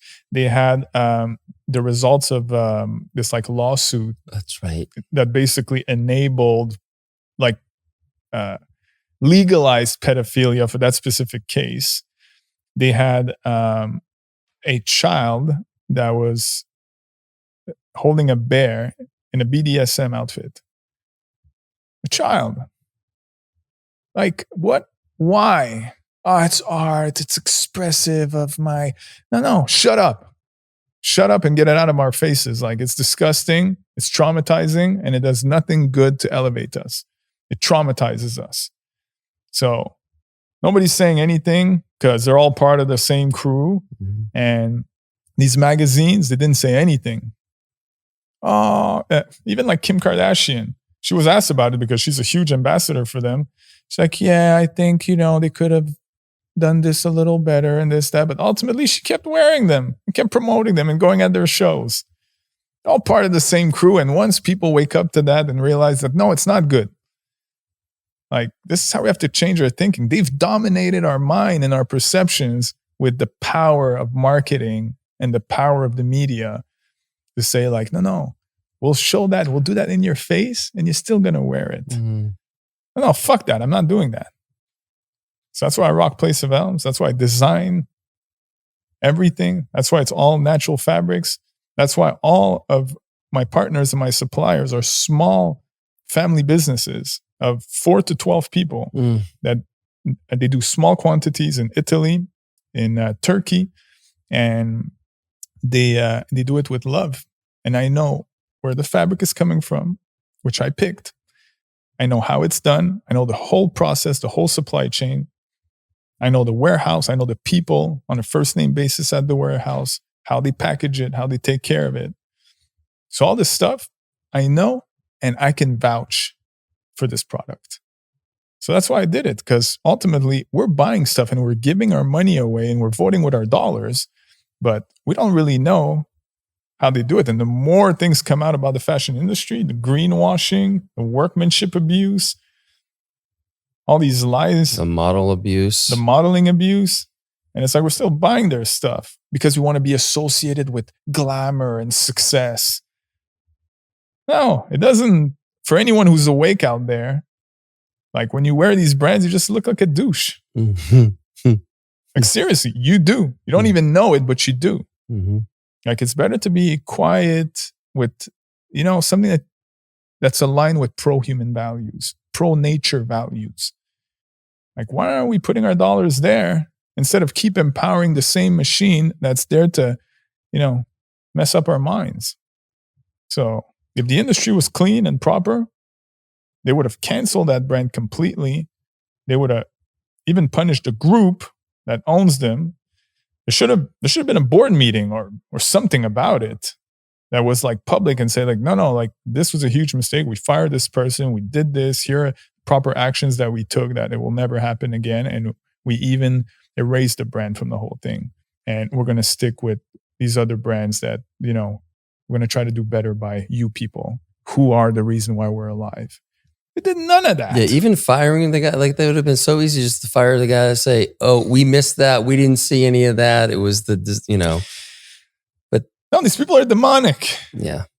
That's it. And it's hard for people because like people associate that with like conspiracy. It's impossible. It's alien. No, like Dracula. And it's like, no, like all this stuff is real. It's just you have to wrap your head around it. It's just they show us in the movie these things in a way that's like unbelievable, but we just have to translate it in a way that it's like in our world, how that works.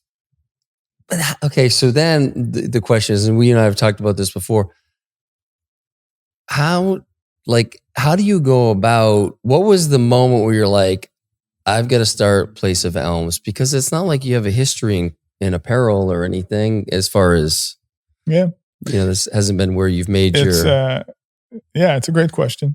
Well, this goes in a bit of like my personal life, but I'm a creative and I love to design. I love to create, like I said earlier, write poetry, songs, write music videos, like all this stuff. And fashion was always in my wheelhouse since I'm young. And I always had in the back of my mind, one day I'm going to create a brand. And once I had more bandwidth after I sold the company, I said, what's the next problem that I want to fix?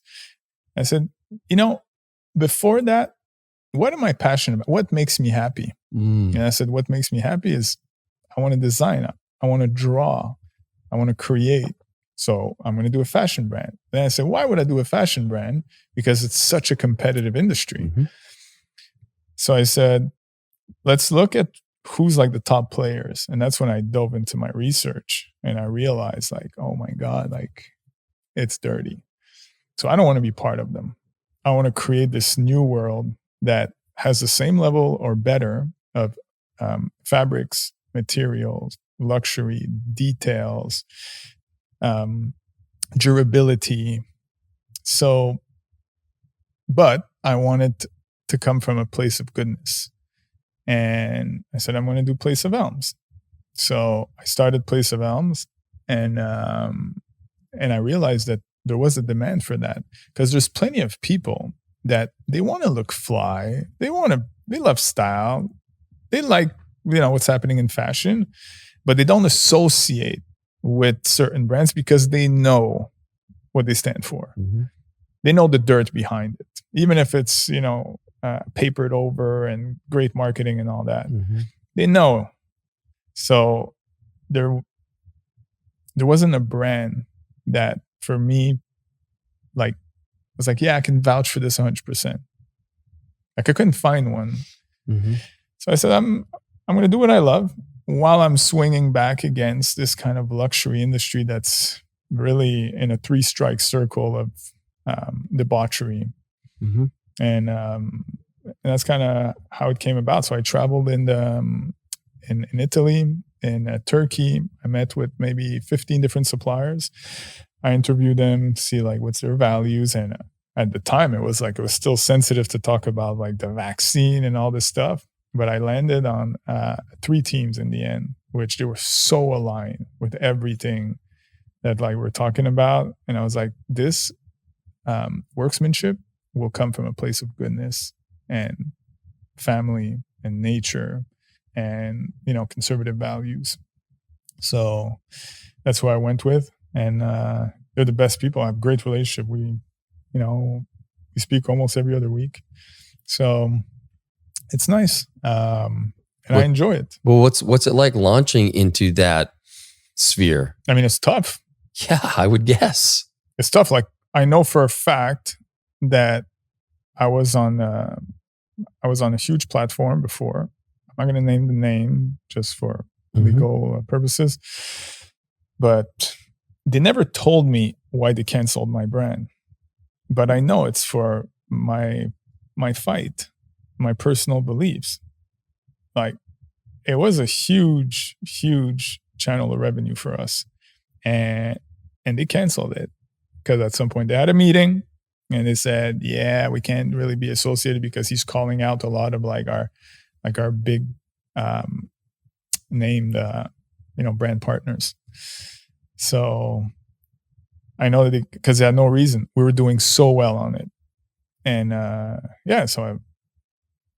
when you jump against the matrix, you're going to have to deal with some level of backlash.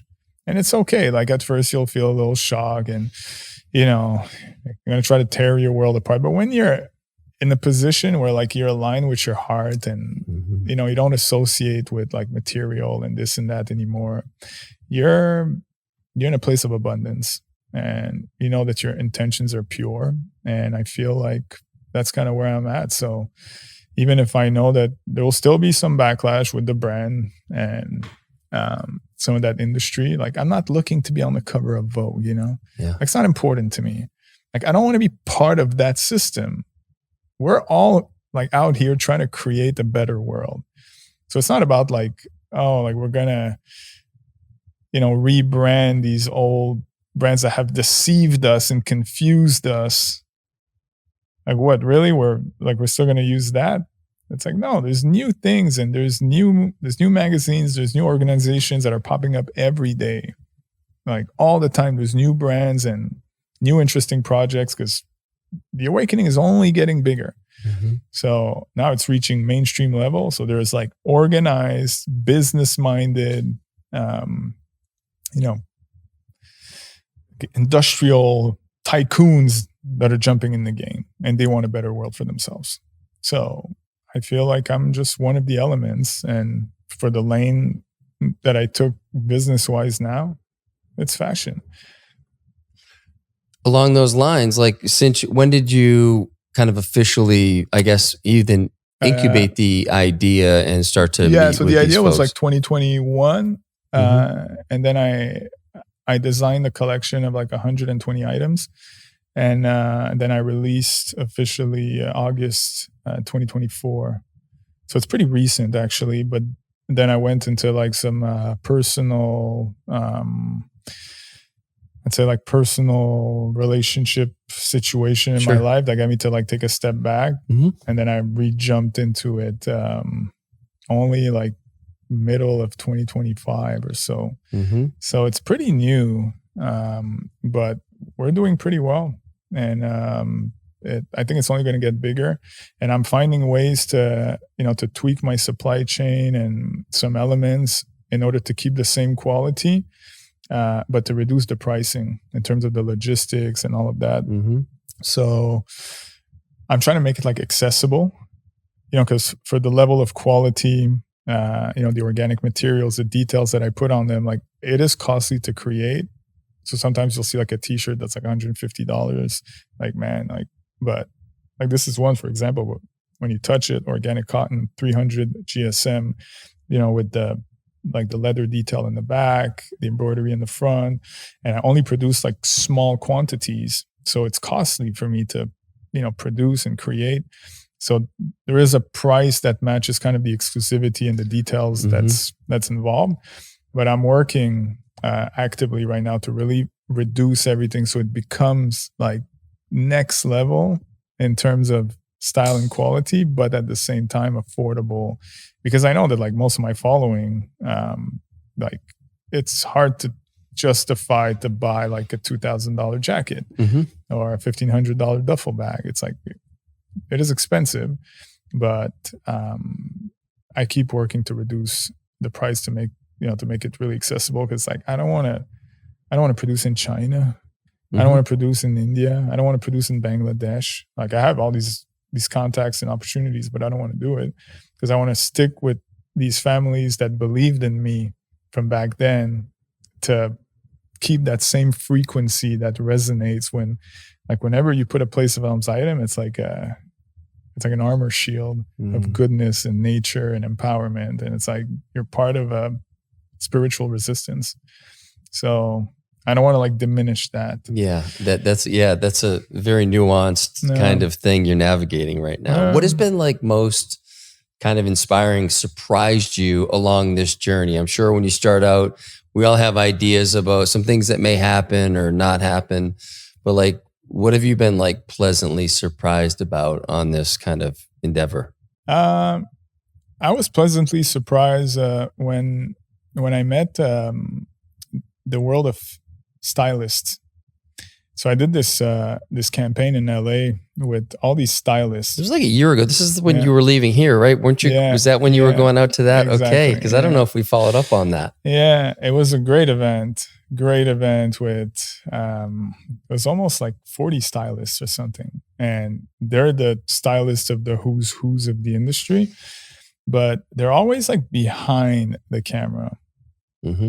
So most people think like, oh, it's like so and so that like started this style. It's like, no, it's the stylist that's behind the star, right? So they're the creators of culture. They're the ones who actually like dresses the world, but nobody knows.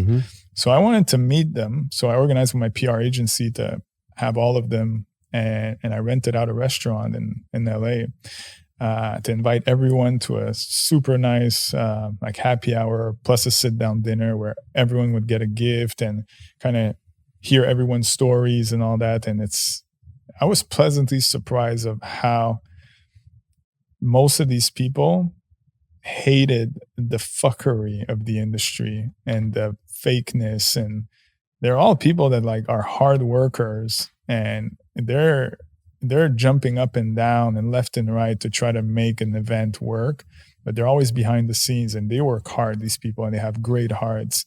And I personally developed a really nice relationship with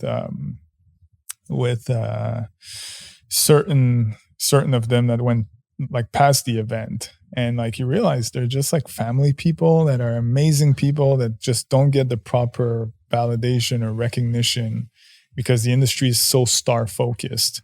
And I wanted to like remove the focus out of the star and do a whole shooting of my clothes worn by the stylist. And I told him, I said, oh, like let's have him like pick out one or two elements from our collection and style it like however you want, and then we'll do an interview, and then you can see those in my feed. So they were all so great and super interesting stories. And so I guess that's part of the process of getting it onto known people. Yeah. Right. Them starting to wear your stuff. Yeah. Because a lot of them, I mean, I think, I don't know if it's still, if they still have like a relationship or anything, but I know that for a fact that many like NBA players, NFL players, they were styled by these stylists. We had like Jamie Foxx, we had like Nick Cannon, yeah, there was even like some that were. I mean, there was a lot of like big names in there, but ultimately, it's the stylist that goes run around all the new cool like indie shops and the new collections. Like they're the ones that make the culture of fashion. So I wanted to highlight that because that's real. That's something that we can look at and be like, yeah, that's like that I can relate to because it's like real work and it's you came up with that. It's your creative brain and like you need to give these people props. So that dinner was amazing and everyone was so thankful.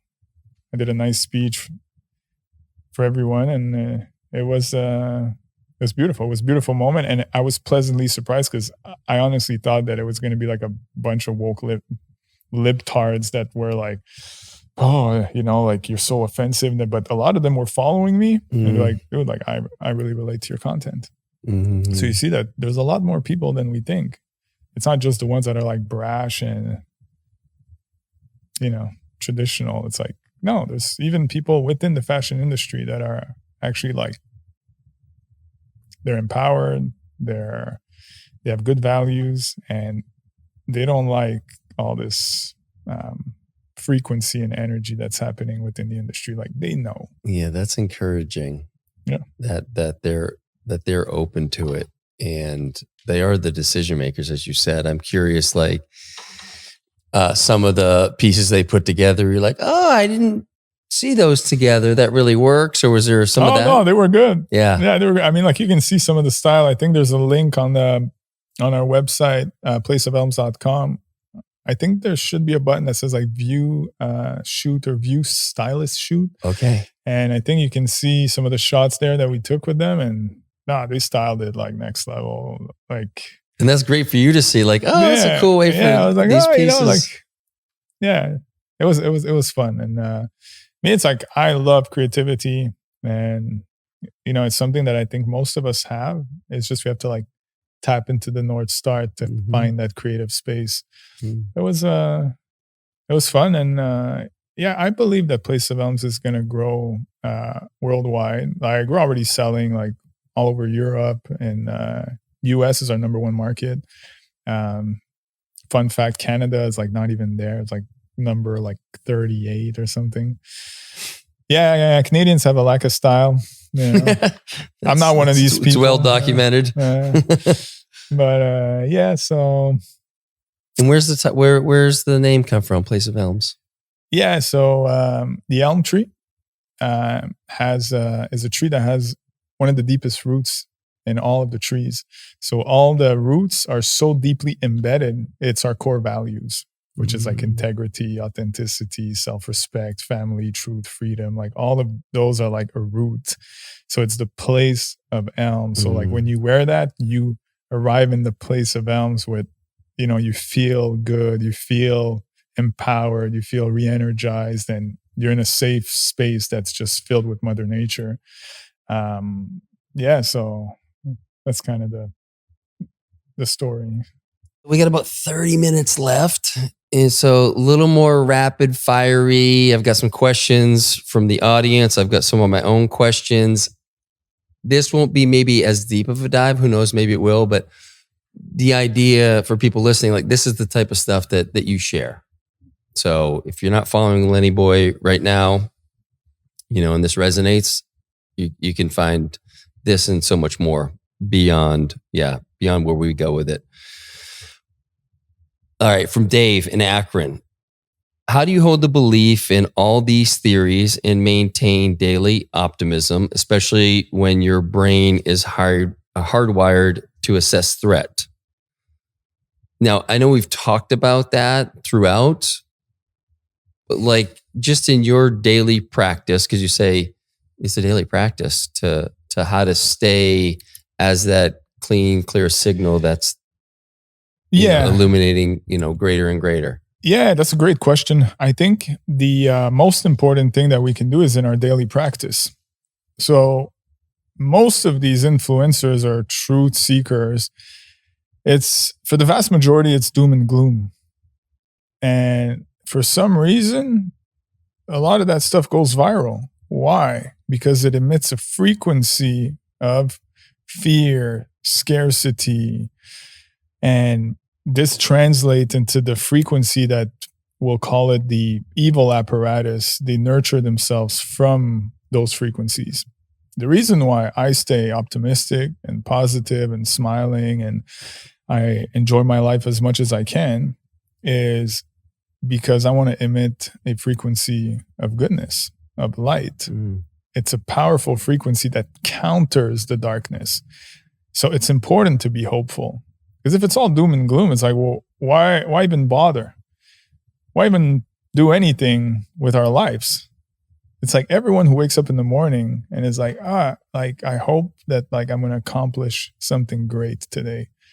Like that's optimism. And it's that frequency that we need from everyone. And it doesn't have to be like fighting the matrix, but it can be something that's positive. And the more of us are vibrating on a high frequency of love and abundance and passion and gratitude, the more this frequency fights off the dark, degenerate, fearful, scarcity frequency. You know, I love that. It brings me back to what we were discussing in our hour-long catch-up pre-podcast.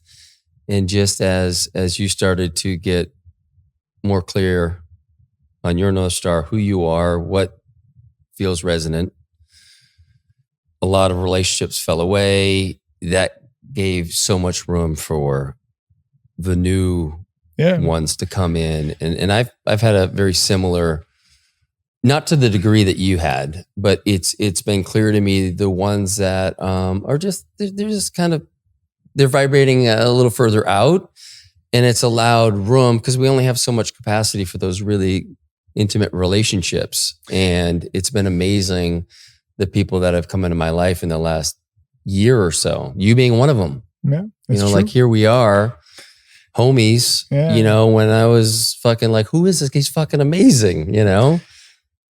You know, it's an exercise that I believe the entire world should focus on. And it's, we have to come to grips with who we are and what we stand for. Because if we don't, we're going to be living a life that is not our authentic life. We're going to live the life that society has created and pre-prepared for us to fit into something that ultimately doesn't resonate with us. And I'm not saying that it has to be done like across the board and, you know, like a lot of people, they you know, they say like ignorance is bliss, and they go through their life and they're coasting and they're enjoying life and they're watching the game and whatever that they're doing, it vibrates at a high frequency, and that's fine. But if you have a feeling inside your heart that it doesn't feel right, then you have to test the other side. You have to bring yourself to try it because there's something there. It's not for nothing that you feel a little distorted sometimes. It's not for nothing that you're sitting in bed and you're just looking at the ceiling and you're like unsure certain things. You're battling with fitting in or being yourself. And it's not a new message. I've been even rapping about that since 2005, you know? And it's so important to realize that like you are special. You know, you have something to give to this world, but it usually sits on the other side of the wall of public opinion. It's so hard to climb, but if you feel it, if you feel like it's always the same mundane conversations, the gossips, the weather, what so-and-so is doing, the Hollywood, you know, new movies and this, like, and you feel weird about it, you feel like you don't fit in that conversation, then explore the other side because there's something waiting there. I love it's so funny as you're saying that. It's like such a, you know, my book just came out this past week and I've been, you know, talking about it a bit, and that's another way to describe it. Something doesn't fit.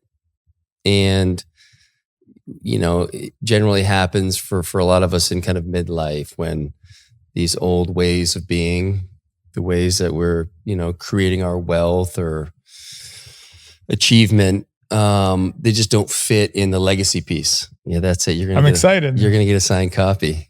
I'm excited. But I love Congratulations. just what you said about that. That's my invitation with the book. It's my journey through that, kind of uncomfortable middle.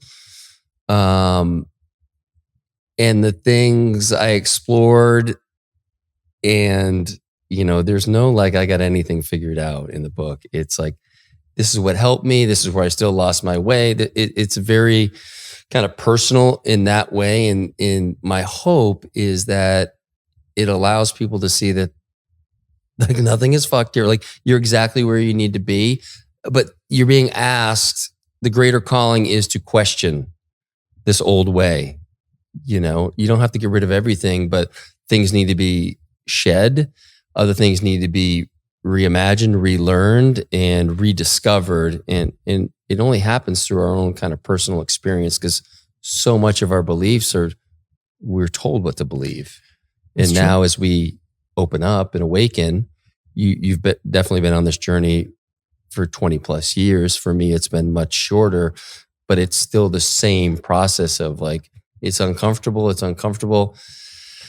And then it's liberating, because like, I don't have to be tied to anything. I get to come in with the beginner's mind and explore, and I'm not married to anything. I reserve the right to change my mind. And for me, it's like, I get less stance driven, not trying to convince people, but I am going to share my message through the podcast, through these conversations. And it's going to ruffle some feathers. Yeah. Maybe a little tip for the audience is, if you get the chance, maybe do human design. So at least you can understand like what's your archetype. You can also do a Sphinx code. It gets you to understand more about your patterns, your programming, your inner child, and how do you ascend and how do you descend. And I've done this work so that I know, like, am I aligned doing what I'm doing? It's like, I don't have to do this. I could live a life like in calm on a private island somewhere, like just, minding my own business and loathing into, the world of pleasures. And it's like, that's not the life I chose. And when I did these readings, I'm exactly where I'm supposed to be. In the Sphinx Code, I'm a priest that's channeling information and getting downloads. And my full ascension is at the hermit, where essentially I have to be somewhat isolated in order to grasp the information, be in a calm space where I have no distortion in the energy, in order to be distributing these observations. And on the human design, I'm a projector that is meant to do the exact same thing. Just distribute the information that I'm downloading. And when I say download, is you get information and then it gets mixed up with all sorts of conditioning, programming, past beliefs. But if you take it purely and the intention is good, then it will resonate with the people, because there's no agenda with my information. Like, the information I give, it's not to, have these sponsors or these promoters. Like, it's just, here's the information, you do whatever you want with it. But my intention is pure. So if you, in the audience listening, decide to go into a deeper discovery of who you are, like your personal journey, it's important to do that self-work, to do like breath work, sweat lodges, some form of like medicine journeys in some cases, because it helps to gives it gives a perspective, a different perspective than what we've been fed. And based on what aligns with you, you will slowly find like what's your path and are you aligned right now. So that's maybe something I can help. I think that's an important thing to point out, because I've used human design for a number of years. I'm new to Sphinx Code, so I'm super interested in that. I've done a lot of astrology work. I mean, Lindsay here is, works in that field, and it's so fascinating to me how resonant these things are, and they can be used as beautiful tools to just see where I'm in alignment, out of alignment, and it gives us a little firmer, or at least for me, and it sounds like for you, firmer footing on like, okay, what's going on? Who am I? Like, how do I operate? What am I meant? How am I meant to show up in the world? Yeah. And the problem is that we live in a society that the education system has created these boundaries that say like, repeat after me. Here's all the information that is true. And at the exam, if you repeat it correctly, then it's good. If you made a mistake, then it means that like you're bad and you're being punished for it. And the problem is that it doesn't allow for nuances. It doesn't allow for creativity. And that's a big problem in the society that we live right now, is that everything's like cookie cutter. But I don't know if you've seen this, by the way, but Melania Trump shows up with this robot. I saw that. Yeah, so she shows up with a robot to say like, this is how we're going to fix the education system. But what it says is, here's the problem that we created as a government organization. We've lowered the funding. We reduced the quality of education. We got all these people to like demand better education. You enter like the drag queen story hour and transgenderism and gender identity into the mix. So the parents will obviously be like, these are the worst schools. We need a change. And then the same guys that created all of that, they arrive with their robot friends and AI and all that, be like, well, here's the robot coming to the rescue. So she shows up with a robot and she's trying to tell the world basically like, well, this is where we're going. We're now going into a world where everything's going to be better with these robots, and it's going to be good for your child, and it's going to accelerate the learning curve, increase the quality. They're trying to sell this stuff to us, but it's not cookie cutter. We all have a shining star. We all have a North Star. And these programs, they don't allow for nuances and creativity. This is not how a robot is built. A robot is programmed, just like we've been programmed. Yeah. And what makes a difference between AI, robots, and us is that we have a direct link with the universe. We can get information. And the only way that a robot can compete is by us feeding that information. So we're, like I said earlier, we're empowering them. We're giving them all this power, all this information. So we have to find like the happy medium, because now AI it's everywhere and it's scary. But ultimately, this is what makes the difference, is that we download information from the ether, from the universe, from the source. And we try to do whatever's best with that. And the education system, the problem is that it won't allow for that. It will only allow for what is already pre-programmed in the robot. And this will absolutely destroy creativity, and it will only create a generation of slaves. Yeah, you really think about that. Like, there's, I'm guessing, a fair amount of teachers that have just been indoctrinated into the program, and they're just spitting out what they're told they need to teach. There are others that are like, fuck that, and they're teaching outside the bounds a little bit, right? There's some of that. If you replace them with robots, the fucking program is going to be really strong, really consistent, and it's going to be like incredible indoctrination, which it was already very deep, what we've gone through going up through the education system. But it could get pretty dark if that happens. Yeah. So this is why we have to change the way that we think. Like, we've been indoctrinated. Like, we just have to accept it. It's a program of education that whoever was in charge at that time said, we're going to indoctrinate the next few generations with this information. It doesn't mean it's the correct information. Nobody was there to confirm it. So we're all there doing our exams like that's the truth. We don't know if that's the truth.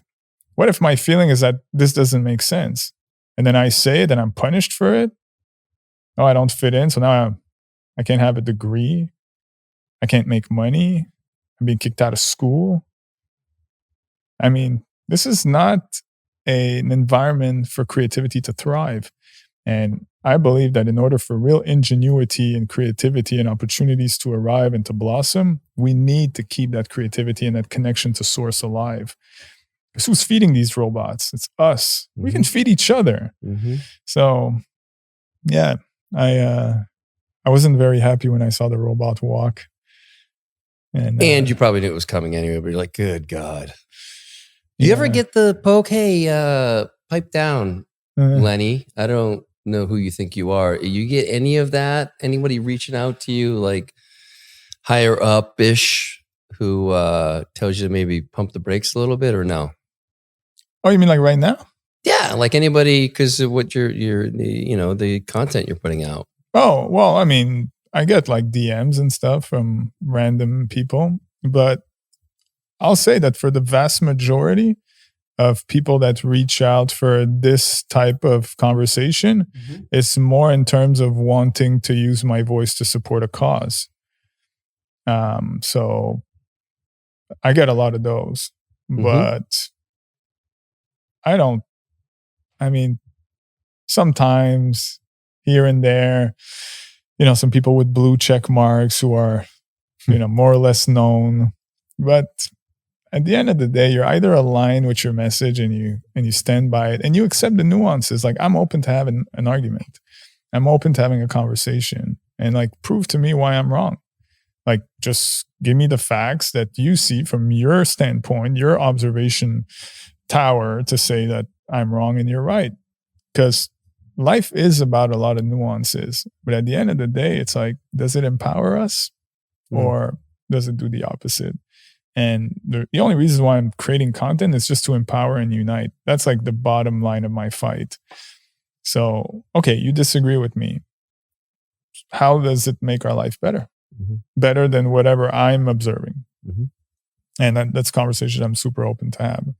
But yeah, like sometimes, don't speak too much about this country or that country or these people. It's like, don't you understand? It's just labels.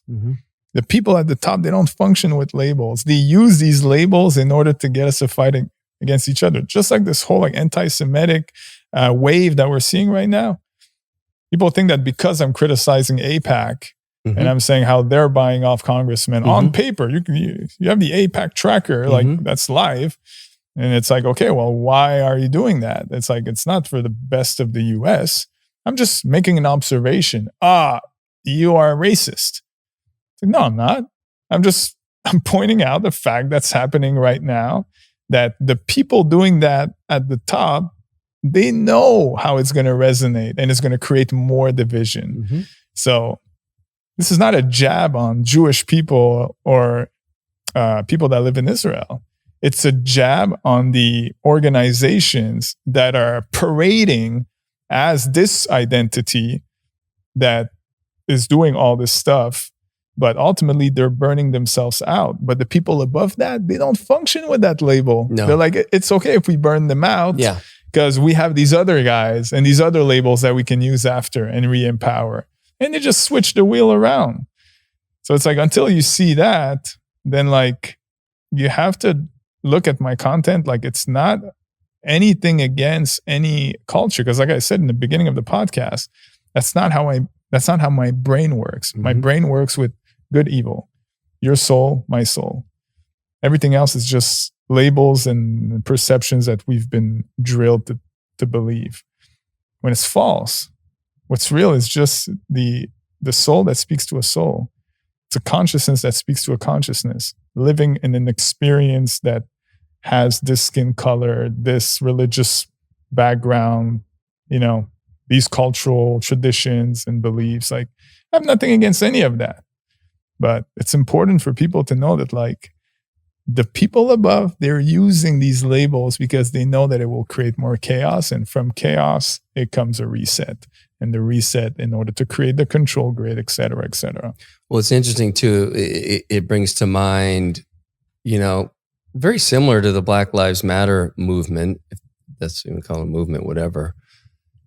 During the Super Bowl, I think right before the Super Bowl, there was an ad about Jewish hate or something to that effect. And I was like, I think on the surface, a lot of people would be like, oh, that sucks that they're experiencing this, whether they're experiencing it or not, I don't know. Okay, so on the surface, people kind of buy into it. But for me, when I looked at it, I was like, I don't think Jews in America have it that bad. I know a lot of Jews. In fact, they're doing quite well. And underneath that message was people that had a different experience of Jewish people in their community not having that experience. And so then it's like, well, what the fuck? Now you're co-opting me to show a loving heart to this cause. And now the Jewish person who sees that maybe feels like, yeah, I am, whatever it is, right? I need some support. I'm a victim. And then the person who is like, that's not my experience. Like, what the fuck? Yeah. And so then it creates all this distortion where ultimately this shit never comes up with me and my Jewish friends, except what's going on here? What's going on with Israel? Have they just co-opted Judaism? And now you're torn because what's going on doesn't feel right, but it's your homeland. And so this is a much deeper conversation, but it just brought to mind like how distorted that is. Yeah, well, anything that helps the division, they will promote. Mm-hmm. And they will put a magnifying glass on it. And so it's important to see that the only thing that will unite us is to realize that all these labels, they're groups, and then these groups have good people and bad people in it. So it's not all the Jews, it's not all the Muslims, it's not all the Christians, it's not all of the business people, it's not all of the technocrats. Like, it's not all of them. It's just there are groups. And these groups, there's good and bad. And unfortunately, in the world that we live in right now, it's dominated mostly by people that doesn't have the best interest of the collective consciousness at heart. And that's how we have to see it. So in order for someone to understand a conflict as complicated as whatever's happening in the Middle East, you can't summarize it with a 1-minute reel. So you have to also, take it with a grain of salt, do more research, but my job, whenever I share content, is to just give a skeleton to say, like, look at this and make your own idea, but find a way within that whole situation to re-empower your life. Because that's the goal. Everything else is just confusion.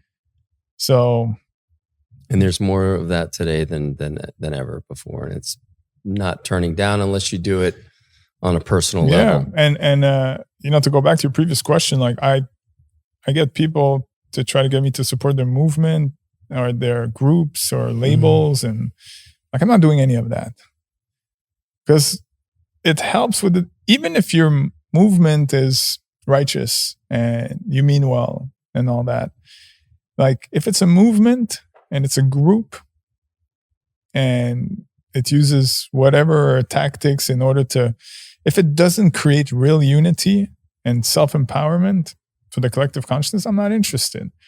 And like, I don't believe that this is my fight.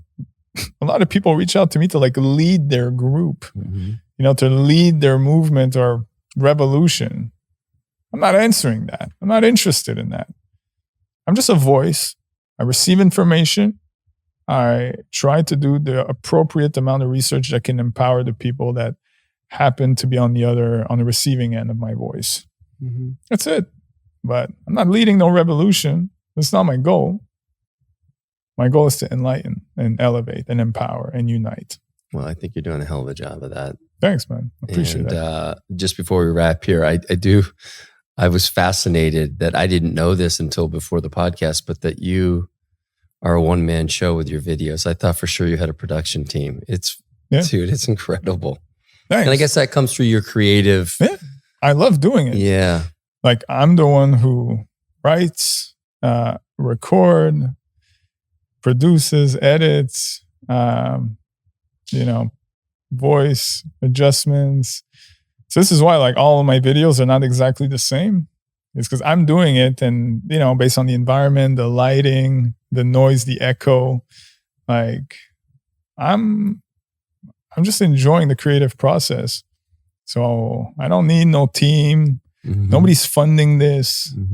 Nobody is like sponsoring me. It's just me. That's the bottom line. So whatever you see, At the end of the day, it comes from the source and the universe that is channeling information from whatever they're trying to do to us. And it's me that's just trying to bring light and value. That's the bottom line. Mm. Well, people can find more on Instagram at Lennie Boy, LennieboY. And then obviously placeofelms.com. Yep.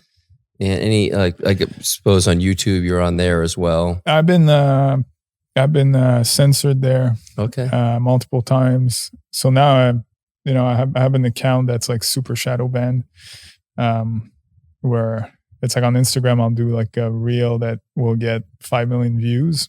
On YouTube, the same exact video will get like 300 views. Oh God, dude. That's incredible. Yeah.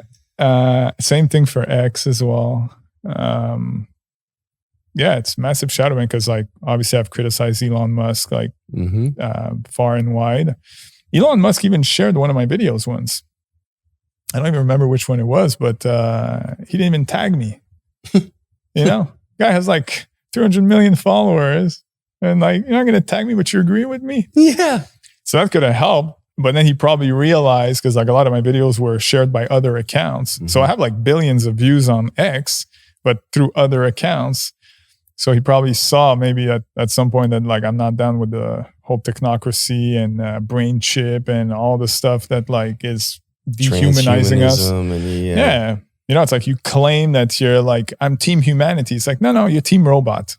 Yeah. Like, let's just make that clear. Yeah. So it's just like we have to stop lying to ourselves. Like, this is what's happening. So it's mainly Instagram, and also I wasn't active on Facebook, but then I opened my account like recently, and I'm like, oh my God, I have all these followers, but I had no idea. Look at you. Yeah. And is it just because your account was linked? Because they're linked. So like whenever I do a post here, it posts there. Yes. So I was like, oh my God, where are all these new followers? But I had no idea. So I'm not answering comments because I'm not like active or anything on there. You can only do so much too. But overall, to anyone listening or who follows me, thank you so much for the support. I really appreciate it. And if I can bring value, then I have achieved a part of my goal. And hopefully there will be more empowerment, unity, and love. Dude, I love it. I love the work you're doing. I love you, man. I love having you here. It's been awesome. Great surprise that you were in town. Thanks, Cal. Yeah, thanks, brother.